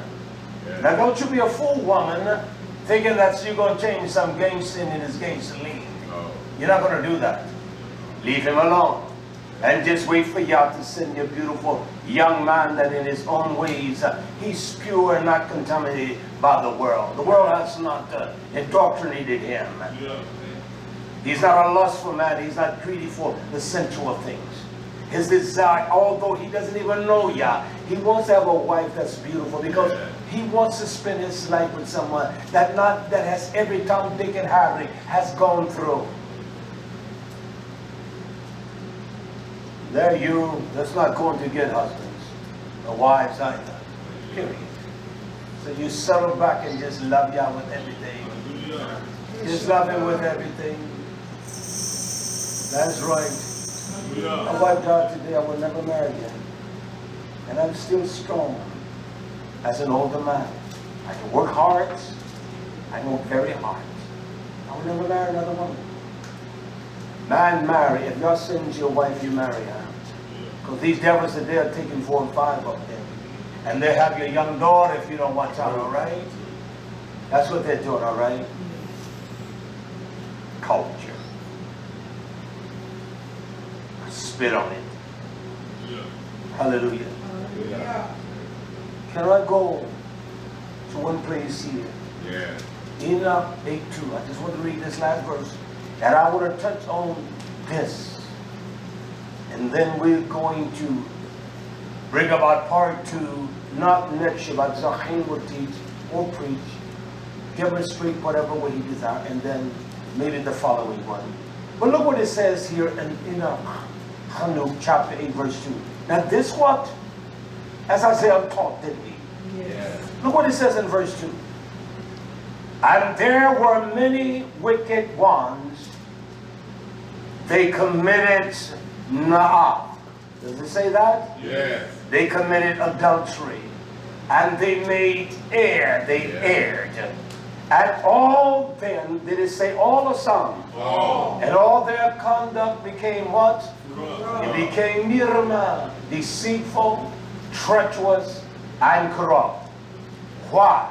Because they committed adultery. Doesn't it say that? Because they committed adultery. Because they committed adultery.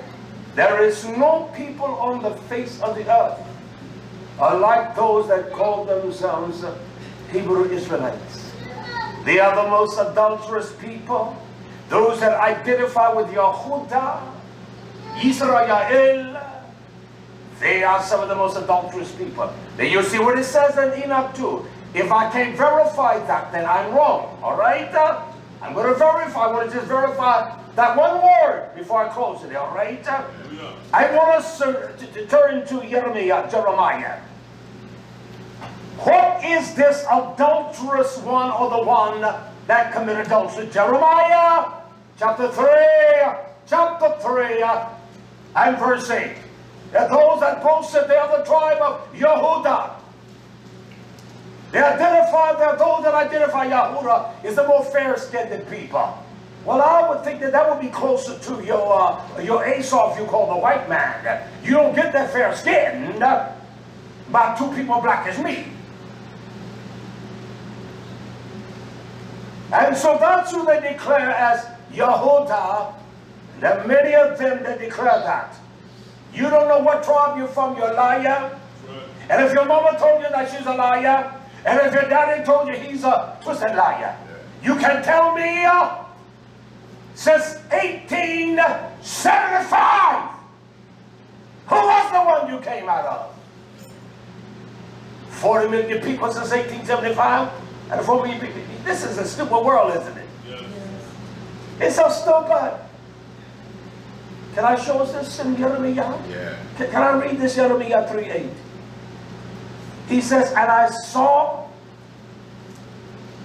when for all causes whereby backsliding YisraYah'ale, she committed this adultery. Yes. See, when they cause the people to commit adultery, because they have slid back from the laws of Yah. And anytime you slide back from the laws of Yah, You daughters keeping yourself unspotted from the world, you're going to commit adultery with some man. You men that are lustful, you have not challenged yourself in the truth of God to reveal your wickedness, you're going to find yourself lusting. And you will go with a prostitute, you will find you a prostitute, you will find you can't get by y'all. You can try to hide, you devil. You will find a prostitute or anyone to satisfy your lust of your backsliding. Because they have backslidden, he says, because of the backsliding, committed adultery, I had put her away. And I had given her a bill, I've given her a bill of Keributh, of divorcement. He just didn't sound it. Don't tell me, you liars. You apostolic said, man can divorce a woman. She's an adulterous thing. A woman, she can't be at shalom with that man. Come on, I don't encourage that with no one. If you sit down and be quiet, I will show you how to stay with your wife and to obey your husband. You show you how to love your wife, man. I can show you that. I can show you a woman. You learn how to be quiet, show you how to honor your husband. You don't know a damn thing about loving. You got to learn how to honor him before you can love him. You can't talk smack to him and say you honor him. No, woman, you're a liar. You're a fat liar. You can't talk smack to your man and say you love him. You're talking all that jibbly-jab mess and trying to reduce him as a man and crush his rush and trying to show disdain for Hamashiach. You ain't no woman. You ain't no woman. You're commanded you to honor him. And when you learn how to honor him, his love will be represented in you, and you learn how to love him. There's nothing like a woman that talks nasty to her man, and no woman is going to talk that way to me. And a man doesn't know how to love a wife. He belittles her, he makes her as though she's triplets. He talks to her any kind of devil. He's a boy. He's not even a boy. He's a jackass. He's a stupid fool. That ain't no culture. They young meant for his people to go up in. And so when you become so despondent, what you do, woman? Girl, you need to fix up. You got on your nose ring, your bracelet and everything. Your pearls, your diamond rings. Because you want someone to look at you. You want somebody to look at you. And that's just a fact. Instead of dressing in the kadosh garment of Yah and put on his sadiq, you're dressing like Azazel told you to dress. Redeem yourself, get far from Yah, because he's going to cramp your style. You're not going to be beautiful, and you think you look nice. And someone will just say, look at that old silly woman. Look at that. Yeah, that girl is a fool, doesn't it? Look at her. Look at her. Look at her. She ain't even got a wig on right. Man, that thing twisted. Look at that. You think it's that fair? Well, come on. Come on, take a selfie with me, girl. Don't even know it. She thinks, oh, he like me. He takes a selfie of you and put it on. Look at this dude. Look at the wig and mock you. This is how stupid it's sad. Yes. It's most pathetic. And people would think that I'm a misogynist. I got a wife. How could I be a misogynist? How can I? I got a wife almost 50 years ago. When I saw her, I said, I'm going to marry her. I will never marry no other woman. I'm going to marry this one. In fact, it doesn't matter.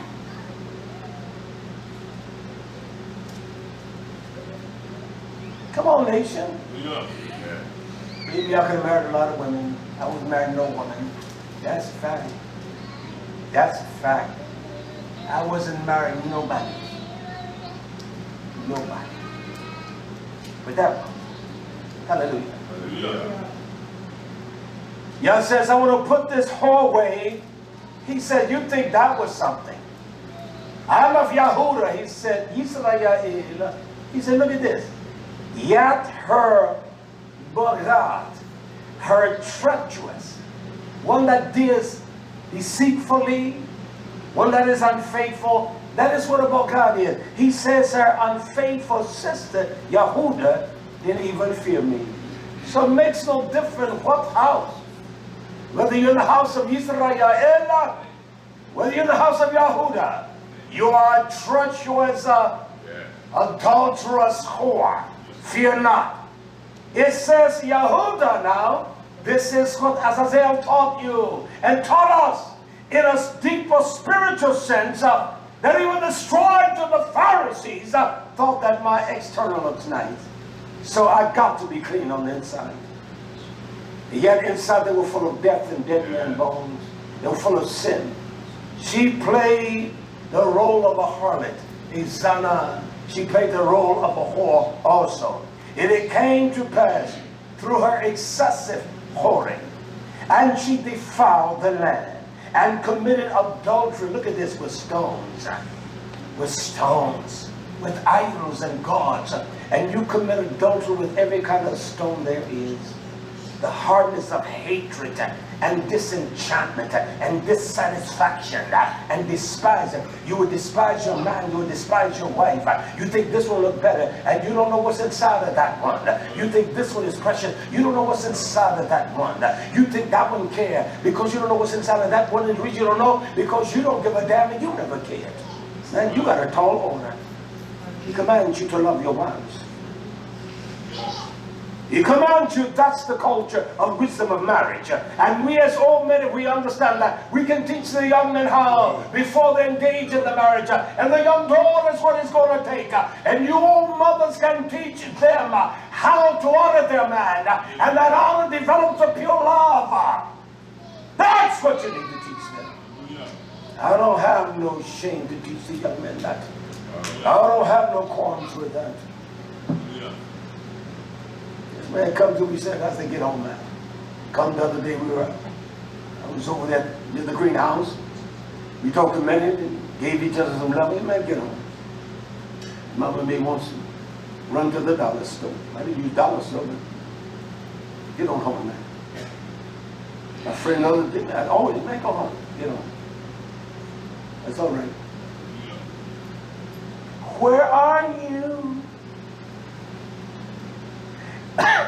I'm waiting right here for you. Oh, I'll be there. I'll be home. I'm already up here. Can't go around love, can you?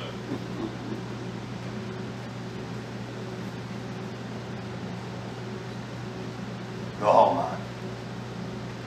About 10 minutes longer, get out of here. I said, get out of here. Get out. Get out of my office. Hallelujah. Can I show us what this beast, as I say, taught? He taught all these things of art we call culture. Nose rings, I will get to that in the next teaching. You know, there's one thing about us, we want something that's micro. I got to cut through that fatness of our own sin, corruption.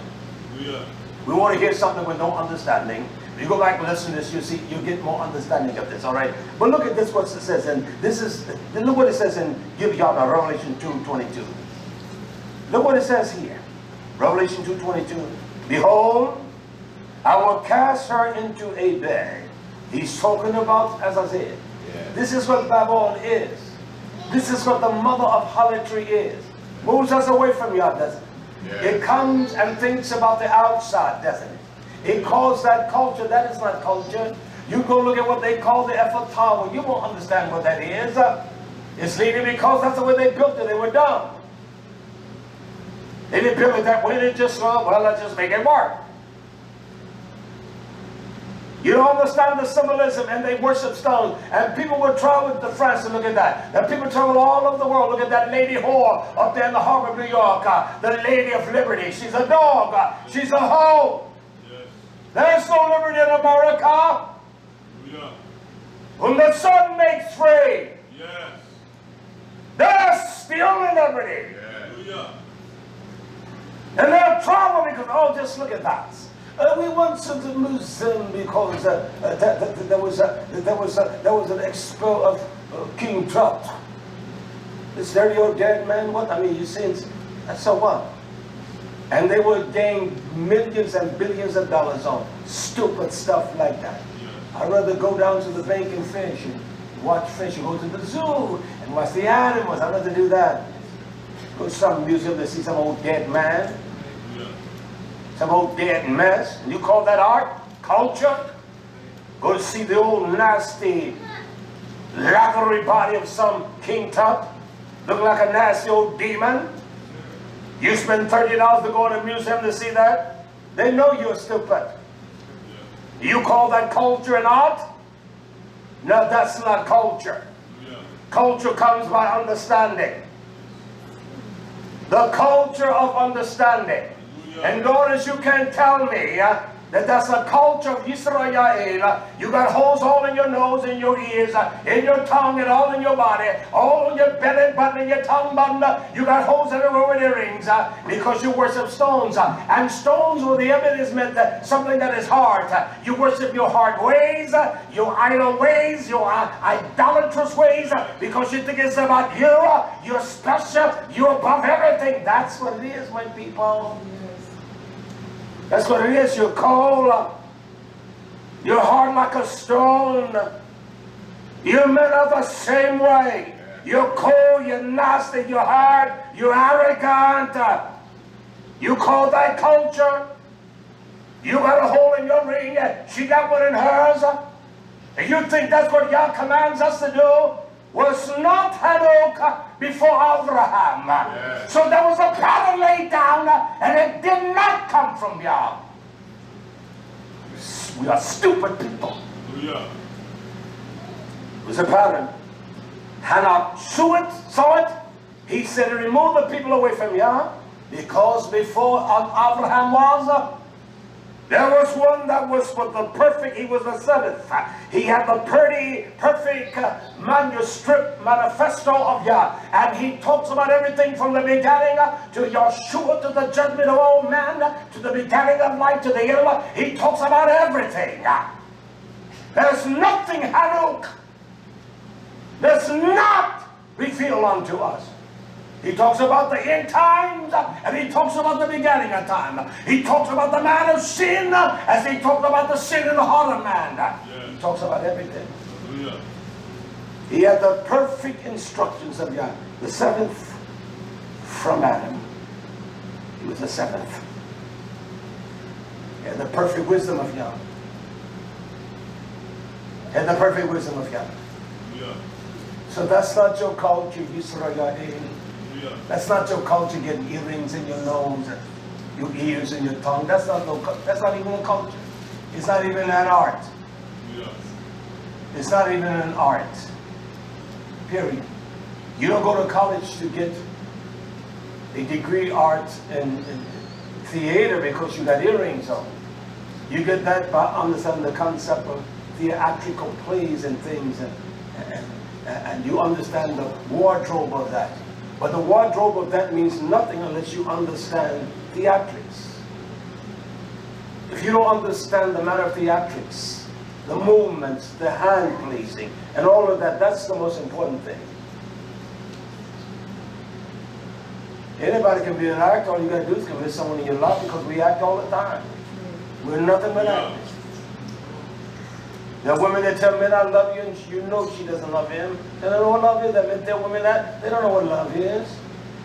Yeah. God's giving your daughter something much more beautiful than the outward appearance. Yeah. He has put something in us, how came that's greater than the outward appearance? That is much greater. Yes. Wisdom, a culture of understanding, this book. Yeah. That's no culture, what they call culture. Because everybody does it. That's no culture precisely to yourself. Everybody does it. Your garments are no more different than others. Your yarmulke and all of that no different. Your little kuba, your little hat and all that's stupid. Yeah. It's no different. So you think it's the outward? You are a stupid man. And they said, you are a stupid man. You may clean the outside, pretend you. And you don't even want to clean on the outside. Yeah. Hallelujah. Hallelujah. We'll go back to Hanuk. Quickly, 10 and 8. Unwore out. I want to read.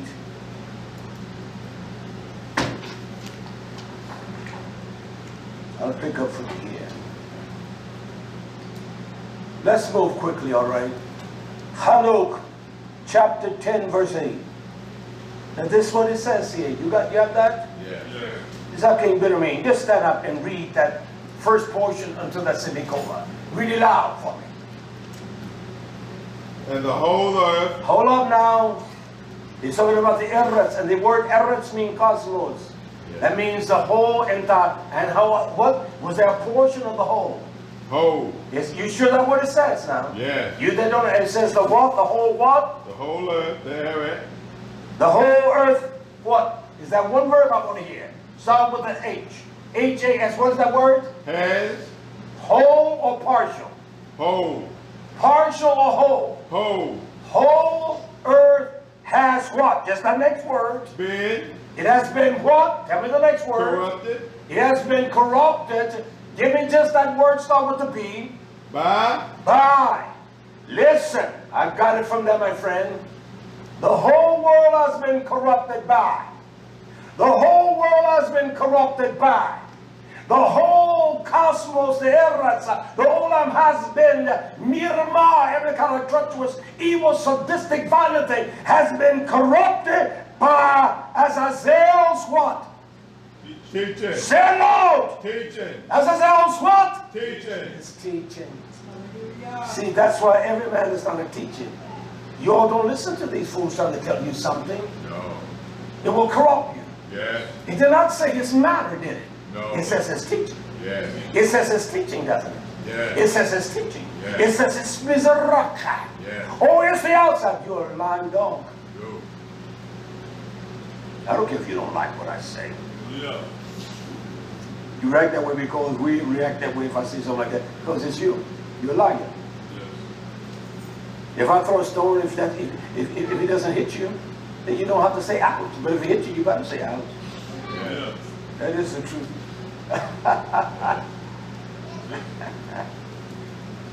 For real. Yes. The whole world has been corrupted Yes. by the one that taught. Put on your bracelets, baby girl. Put on your ear nose rings. The whole world has been corrupted. The whole world has been corrupted. That's what it says. Yeah. By Azazel teaching of his own action. Yeah. You see what it says? Yeah. These were not the actions of Yah.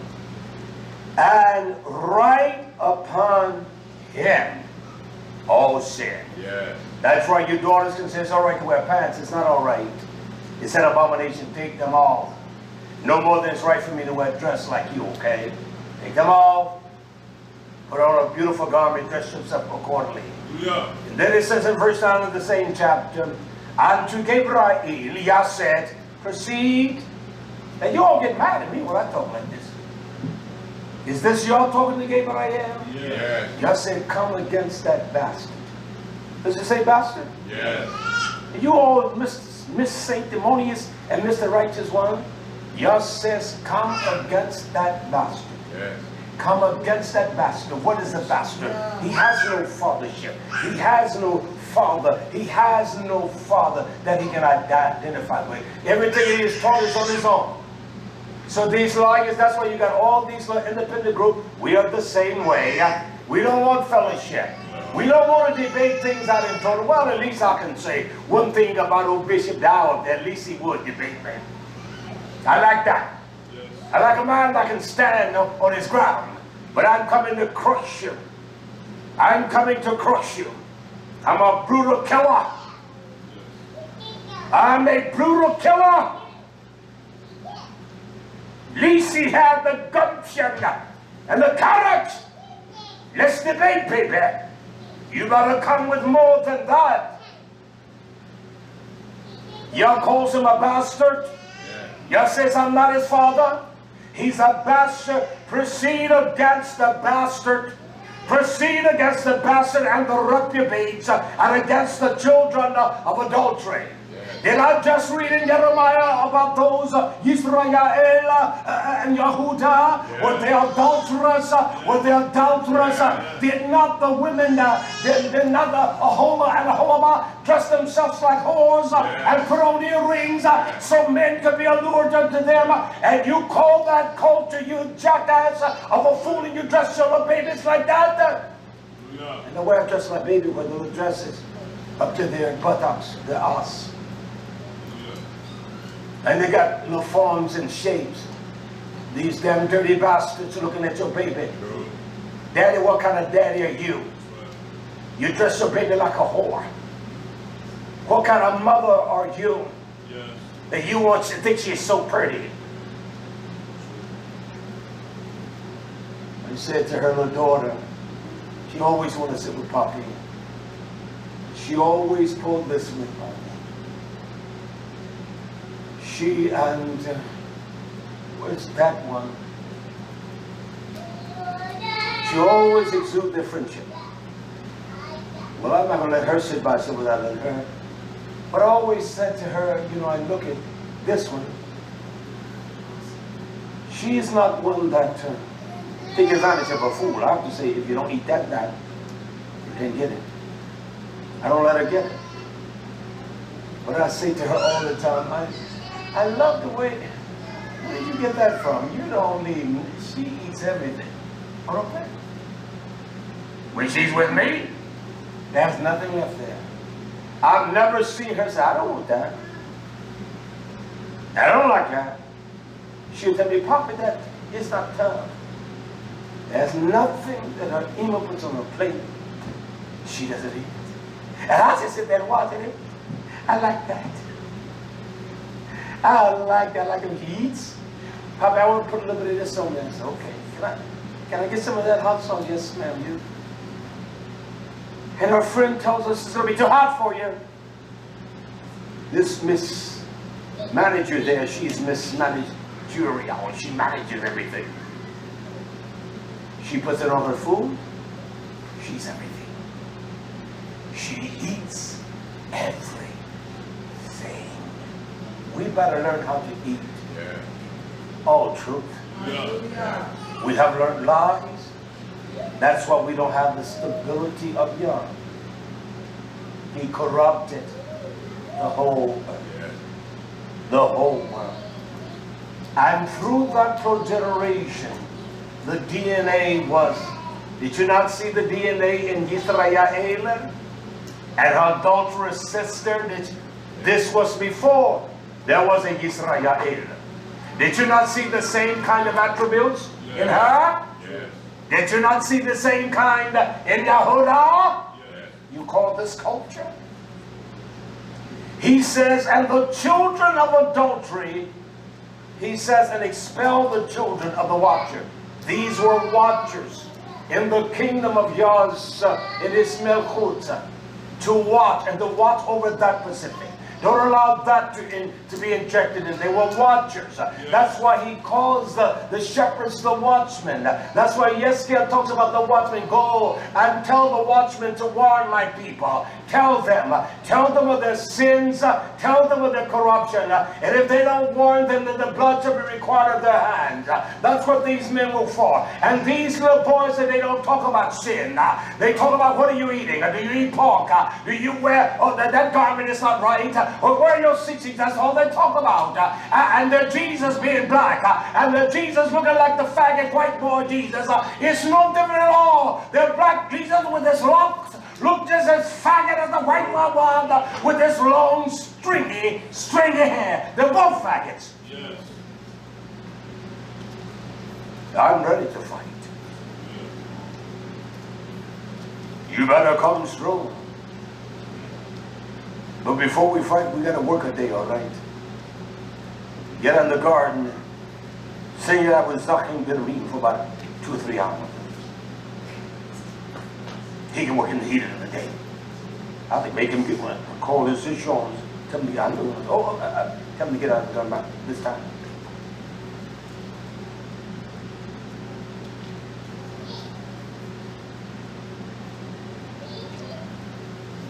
You got to come work first. So don't come here with your tutelage of lecturing. You come and stay with me a week and work. Then I'll let you talk all you want to. We'll feed you well, but we're not talking. Sure. No, that's right. We'll butcher a cow. Okay. We'll butcher a goat for you. Sheep. We sure got them and catch fish around here. You have to go throw them out there. That's right. But don't come here to try to lecture nobody here. I'm not going to let you do it. Period.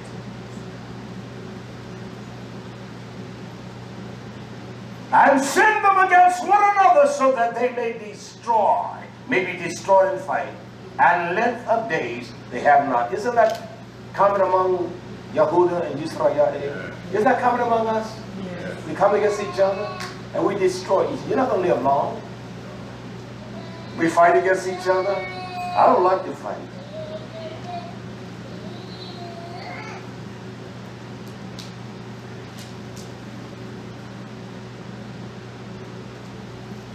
I know why she looked at me like that, because I said last night before that I'm ready to. That's fine. Come on. Flat! Oh my, you hit me.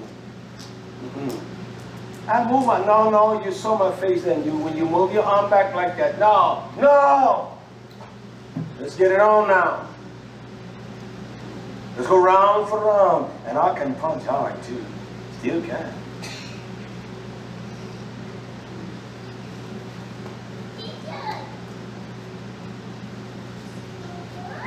You don't have no spontaneity with your wife. I don't play with no man. No man can say I play with it. I play with her. All right? You're just supposed to have spontaneity. It doesn't mean that has to involve in how we think we're so juvenile.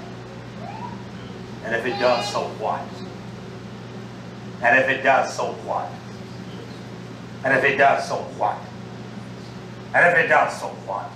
We're as silly as they come. Like we're so pure in our mind. That is one of the most purest things we ever gave a man.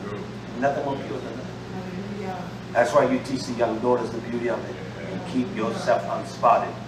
Don't be a hoe for nobody, all right? Let me close from this last bit here. I'll pick this up when I come back. I'm wild. It says here, let me read this. Two other places, and I'm going to come back the next time, all right? We began in Enoch, all right? Yeah. Let me read this right here. Let's go back to Jeremiah. Jeremiah chapter 23 and verse 14. Jeremiah 23 verse 14. Quickly. This is what? And what the seed of as a zeal produce, as a il. This is that seed. So listen, that seed that's scattered. When the seed of rebellion is in the Adam or sin was sown in Hava, and we saw the power that we produce in Adam, has that been sin in the earth ever since when Yah destroyed everything? Yeah. That seed was there, wasn't it? Yeah. That seed was there, wasn't it? Yeah. That seed of sin was there, wasn't it? And so is the seed of Azazel, to remove us away from you. That's what your culture does. And this is what Jeremiah says in 23:14. I've seen also in the prophets of YHWH. I've seen this most horrific, terrible thing. They commit na'af. Look, he said they commit adultery. Doesn't it say that? Yeah. He said they commit adultery. They have such idolatrous, not shahar, but worship. They worship every kind of foul thing. And they walk in what? Lies. Don't let nobody tell you that that's a culture of the nation, YisraYah'ale. You cannot show me why Yah introduced that to man. I can show you where Abraham carried over that same seed when he wanted the wife for his son. And he gave his servant the bracelet to be a covering, and that's what Tomim is. It is a covering, and that's what the bracelet represented. And they walk in lies, and they strengthen also the hands of the evildoer nation. Isn't that what we do? We strengthen evildoers. She's sweet. She's not sweet. Don't tell her that lie. He's a fine man. He's not a fine man. He's a lying devil. She's a sweet old woman. She's not a sweet old woman. She doesn't care about nobody. You know, I heard people, they would say that Cut Coat Ram was a sweet old woman. That was a mean, snuff, big old whiskey drinking woman. I'm not belittling my grandmother. She broke my thumb. My grandmother took a shoe because she cared more for her youngest daughter's children than my mother's children. I didn't do anything that morning. She broke my thumb. And I went to school. I knew what I had to do. I lied to them. I lied just like you have lied because my thumb was so swollen up. I told them I went to open the door, someone was coming through and pushed against my thumb. I thought that out that quick. And they took me to the hospital and got my thumb. You know, I had a cast from my elbow, my whole hand. My grandmother broke my thumb. And she would take her money by whiskey and she would talk like a vile old woman. She would talk some of the nasty stuff. And then they put that old woman in the grave and all the lies. She was that was not a sweet old woman. She was a whiskey drinking sailor. She was an evil old woman. And she sat there for months. At a stage she couldn't talk. She couldn't move or nothing. You're not going to get by. We're not going to get by with our sins, nation. That's what she was. She was a mean old woman. She was an evil old woman. She was not a sweet old woman. She talked nasty. She talked about nasty things in the sense that for a woman that age, instead of teaching the young daughters, I've heard her talk to my Isha before we were married and things, she said, that was a filthy mouth old woman. I don't have no remorse for that because there are many that have been born. No, you got to understand. You ain't going to change that old woman. We got this false, synthetic thing we call love and care. Yeah. You don't give a damn. You made us all. Yes. He gave the open door to his nation. This old woman should have been teaching and showing and guiding the young women. She spent her life she drank all the time. First of the month till we get that whiskey. I'm not belittling her. She's the mother of my mother. That doesn't make her right though. You can't call right wrong and wrong right. She did wrong, nation. So I'm not sympathetic. I'm not going to be sympathetic to no one's sin. I'm not even sympathetic to my sins. Yeah. I'm not going to what I'm saying. I'm not going to give an avenue to say, well, you know, I know she did it, but no, you can't do that. Yeah. Y'all's going to save just like I tell us all. It wasn't your husband's prayers that saved you. No. It was your mother's. No. It wasn't someone witnessing to you. No. It was in the plan of Yah. And we just I read that in the beginning. And many be created, and few there be that are saved. When we think, and you hear someone like me talk, especially you, we get sympathetic with flesh. And I don't mind that. Ain't nobody that God intends not to be lost. They're not going to be lost. They're not going to be lost. They're not. I talked to one yesterday, and how, you know what this person said to me yesterday? He said, Riak, I appreciate you so much. I love you. Because you constantly remind me and show me my evil ways. Listen. I said, you must understand, I'm revealing everything about me. So that's why we need each other. Hallelujah. My grandmother was a wicked old woman. And that's just the truth. Hallelujah. I come from no pristine class. I don't get, she was a billionaire. You think Trump is pristine? You're crazy. She didn't teach my mother. 5 babies by 5 different men. She didn't teach the daughter under her. Babies by different men. A caboodle of young and every two. The oldest one had a different daddy than the next 2 oldest, and then the next one had a different daddy than the last one. That's what she taught them. You want to teach your daughters that. Let's get real. You're saying that to make you look big? About who? You're broke, and I'm double broke. I don't have no money. So what? Among few folks listen to me.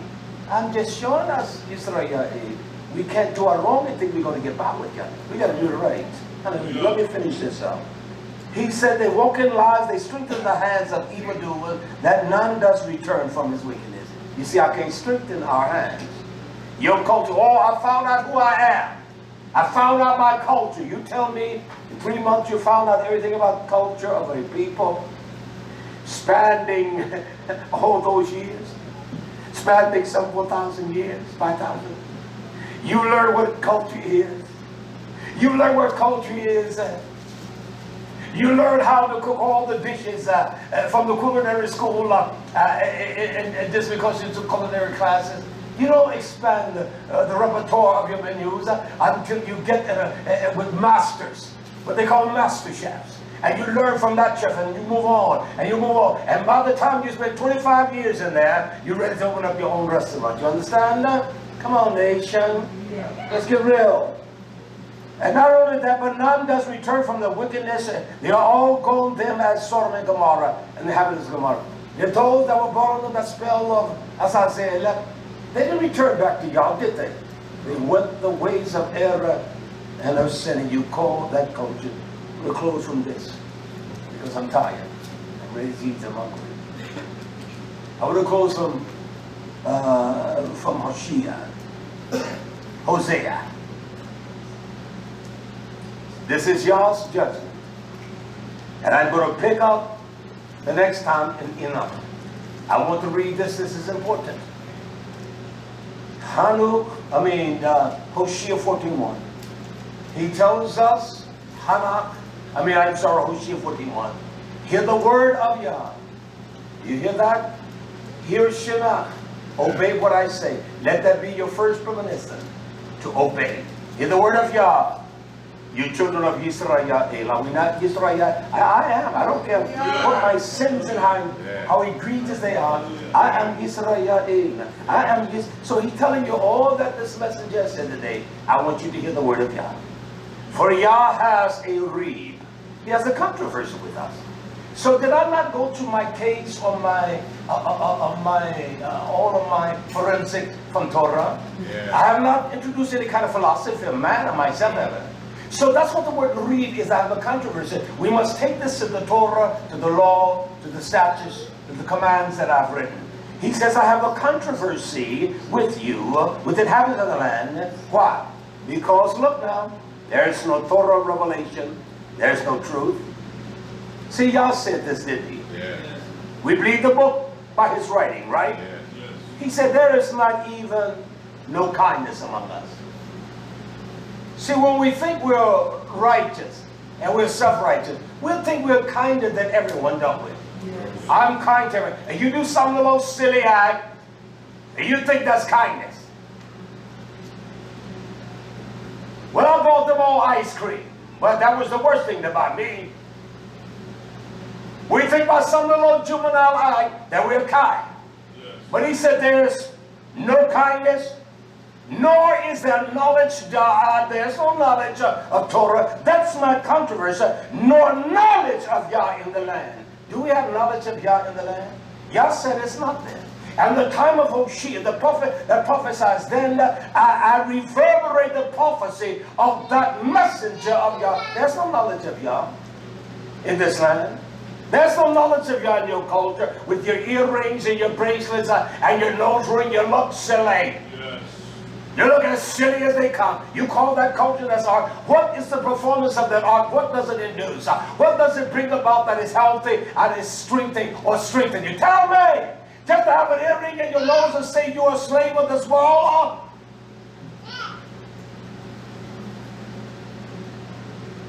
That's what the slave masters did.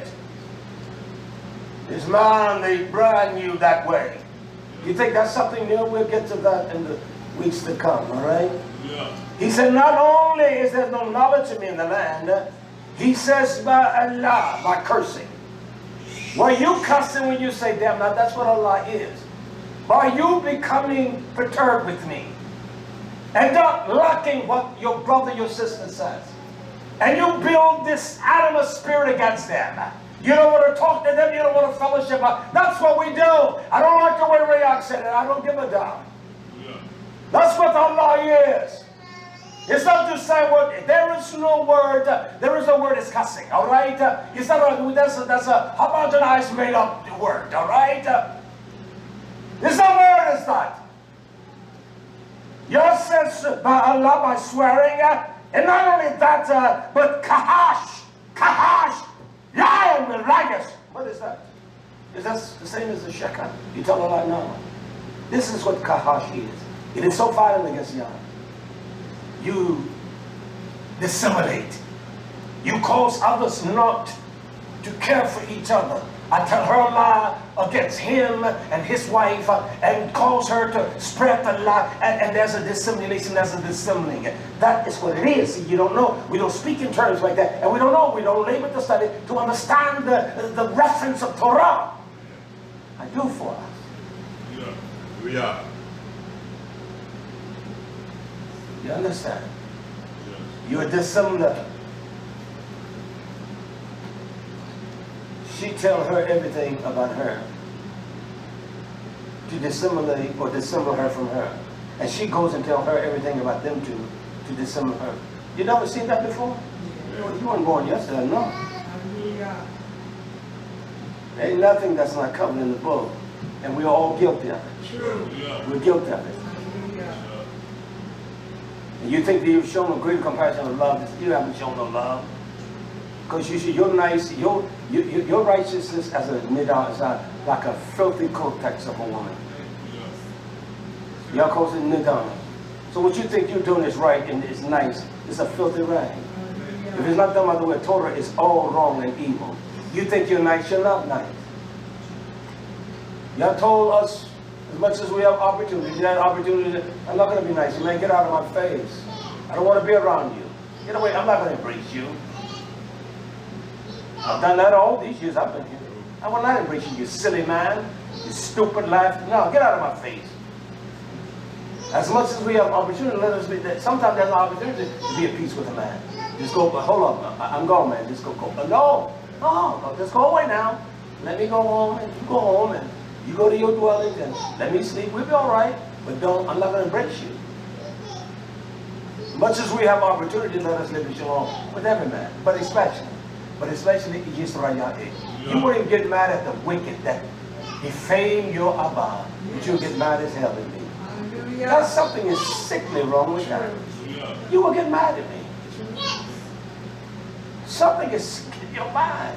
And those that were calling the Lord Jesus God, you don't have no offense in that. You can laugh and play with them and chit-chat and skin a bottle. But with me, you get upset. Someone that would do a woman like a dirty dog, you won't get upset with that. But because I will say this and that, those are the, oh man, that's his grandma. I know what YHWH said. Who is my brother? Who is my mother? Who is my sister? They that do the will, that perform the will of God. The same is. The same is. That's mine. Hallelujah. Well, you don't honor your mother. Why would we be breaking the law of God? I've never talked to my mother like my sister, my brothers. My brother stole and robbed my mother of all of her money. I would have done that. When she had nobody to take it away, I was there. When she traveled the roads to the prison house with that brother, that's why I don't mess with her. And I told her, boy, you got to take your Allah, your God, because I will break your back, boy. When you did that old woman, and she loved him, I wouldn't take her money. Give you my tithes, I don't want your tithes. I know how you got that money. You robbed that man. You stole from that woman that took care of that man. And you and your sister went to the root doctor and put roots on her that she got your magical spell. And you got the man's social security. And it all went to the funnel of hell. Every bit of it. Last bit. By swearing and lying and also murdering. What is murdering? You hate each other. We despise each other. Not that you have to go out and roshach. You also come out by stealing. You're stealthily with your lies and with your secretive. That's what ganab is. You're secretive. You whistle. I whistle to him. I don't have the courage to say before you, there's nothing. These are king know me well enough. There's nothing. I'm going to whisper to him about him or his. Now wait till he comes, and then I'll put it all on everybody. You understand? That is what ganab is. You deal in your little secret conclave, you whisper. That's evil at its pinnacle. There's no evil like that. You whisper behind someone's back and you pretend in their face. That's evil. You that do that, you're going to hell. I don't care who you are. You're going to hell, woman. And that's a fact. He said they got up, and not only that, and committing adultery, they porat, and they break out. There's a breach.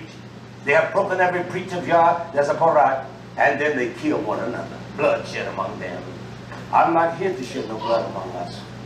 I'm here to shed His blood and to tell you what it's going to take for us as a nation, as a people. You come out of those lies and that phony mess that folks are telling you it's culture. We get into the depths of the earrings and all of that in the weeks to come. I'm going to show you the deception of all of that. And so there are those that women come there, they dress any kind of way. You can't dress coming in that way. I don't care who you are. They dress any kind of way and they don't care how they look. You daughters, sometimes you have a beauty like no other woman. Yeah.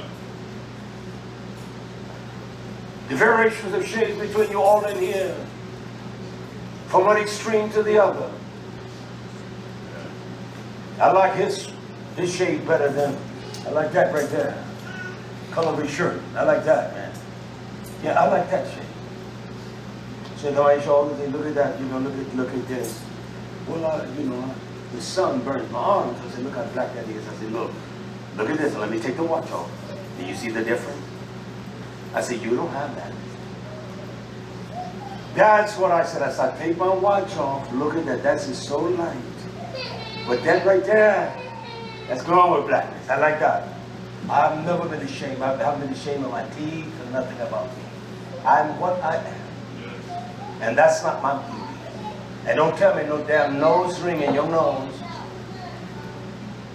And all that mess in your nose, that's culture. It's not even art.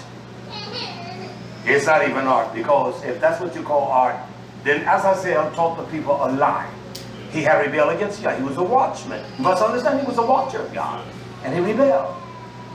And so he took those things of Yah. And so he made them to be duplicitous. He made them false. He just changed them. You don't have to, just a little bit of a leaven the whole lump, doesn't it? You don't have to tell a big lie. A lie's a lie. A lie meant to alter, to deceive, is a lie. The fact of the matter, may the riches of God rest upon you all. I'm going to rest after this Shabbat. Yeah. May He bless you. Be encouraged. I am nation. Very encouraged. Yeah. You and God have joined us. Send an offering to help. We're ready for the more day of the feast days. And we're preparing here to make sure that we have plenty and we're going to have a great time. I don't give a damn about us. We're going to have a great time. We enjoy each other. Yaakov said, did you get my itinerary? I said, I haven't got it. We say, send that talk Marco Sakin, don't send it to me. You know they'll be the one to come pick you up. I'm so excited about that, you know, about the feast days. I don't care. That woman feel, the women that follow, the daughters who's not to follow YHWH fall back in it. So listen, I tell you all this. If I had one to have a big crowd, I know how to master that. And I could teach in a way that the doctors, the lawyers, and all would come. They all would come. I could articulate in a way, and I could present myself in such a perfection of what they call perfection and fiber. And I could do things in a way that they would love it. Oh, he's so smart. And I'm beguiling them and tricking them. The richest preacher in the world is over there in Nigeria. He's a multi-millionaire. And he played the people. And the women dress like hoes. You call that culture? Well, they got pierced earrings and that, so they got to be Hebrews. So that is your signature mark that you're Hebrew because you got your nose pierced, or you got on 60. You're so silly. You're dumb as they come. That is a fact. That is so stupid. That is so silly. But people like those things because it doesn't take any will and passion to do that. It takes nothing to do that. It doesn't take any kind of examination. It takes nothing because these little girls today, you don't think I want my nose pierced, honey. I want one in my mouth. You see, old men like me with that in their mouth, I'm like, you're stupid. You're a stupid old man. Old man got an ear bob in his ear, you know. Thinking he's smoother than dirt. I want to present to all the young men in my last days wonder, when I say that, listen to me, I'm not going anywhere, and I'm not looking to die, but I'm looking to die. You understand? You could die. But I say that, people don't understand that. It's a fact we're going to die. Now, I ain't looking to die tomorrow morning, and I ain't not looking to die tomorrow. I got to cook tomorrow. I got a poem to finish. I got a garden to get ready. It's all ain't going nowhere. When I come to my last day, I come to my last day. I'm just wise enough to remind myself that this year, every day, you're getting closer to Zion, and the door will be open. You're getting closer to Zion. Yeah, you gotta walk through the door. Getting closer to Mount Zion. You get closer into that day. You're getting closer to. See, I know that. Let us stand up, people. Hebraic in all things. Hebraic Abba for your excellent reproof, your kindness. Bless your people, we pray. Communal for Zakin Tamasia. Bless him. Bless him in his body and all of our friends. Those we're touching, we want to just pray especially for our friend. He has been so kind to us all these years. Bless him, I pray. Touch him. You're the healer. And may your word go forth from this place and heal his body as you do the nation and all. Bless us to be strong, to love you above all things. And in that, we know we love the body because you are the body, YHWH. Bless us to care for each other, be kind, and show your kindful nature, loving and tender kindness to each other. Bless our babies and keep them. Don't allow the world to overtake them. Watch over us all with safety. Heal our bodies, our minds. Heal our hearts. Restore unto us that which the canker and our own corruption has eaten. Bless the Shua and the nation. Bless the elderly, the Zacharim, mothers of Zion, and their sons, the elders. Touch them in a mighty way, our sons, that are vibrant and strong, and our daughters. Bless them to love each other, to care, to take care of their homes, their husbands, and their husbands to love them greatly. I pray this prayer for all men, all daughters of Zion. I pray for YisraYah'ale, your nation, your people of your land. Touch us, keep us strong, abiding in your Torah, in Yeshua's mighty name. Hallelujah. Hallelujah. Hallelujah. Hallelujah. Hallelujah.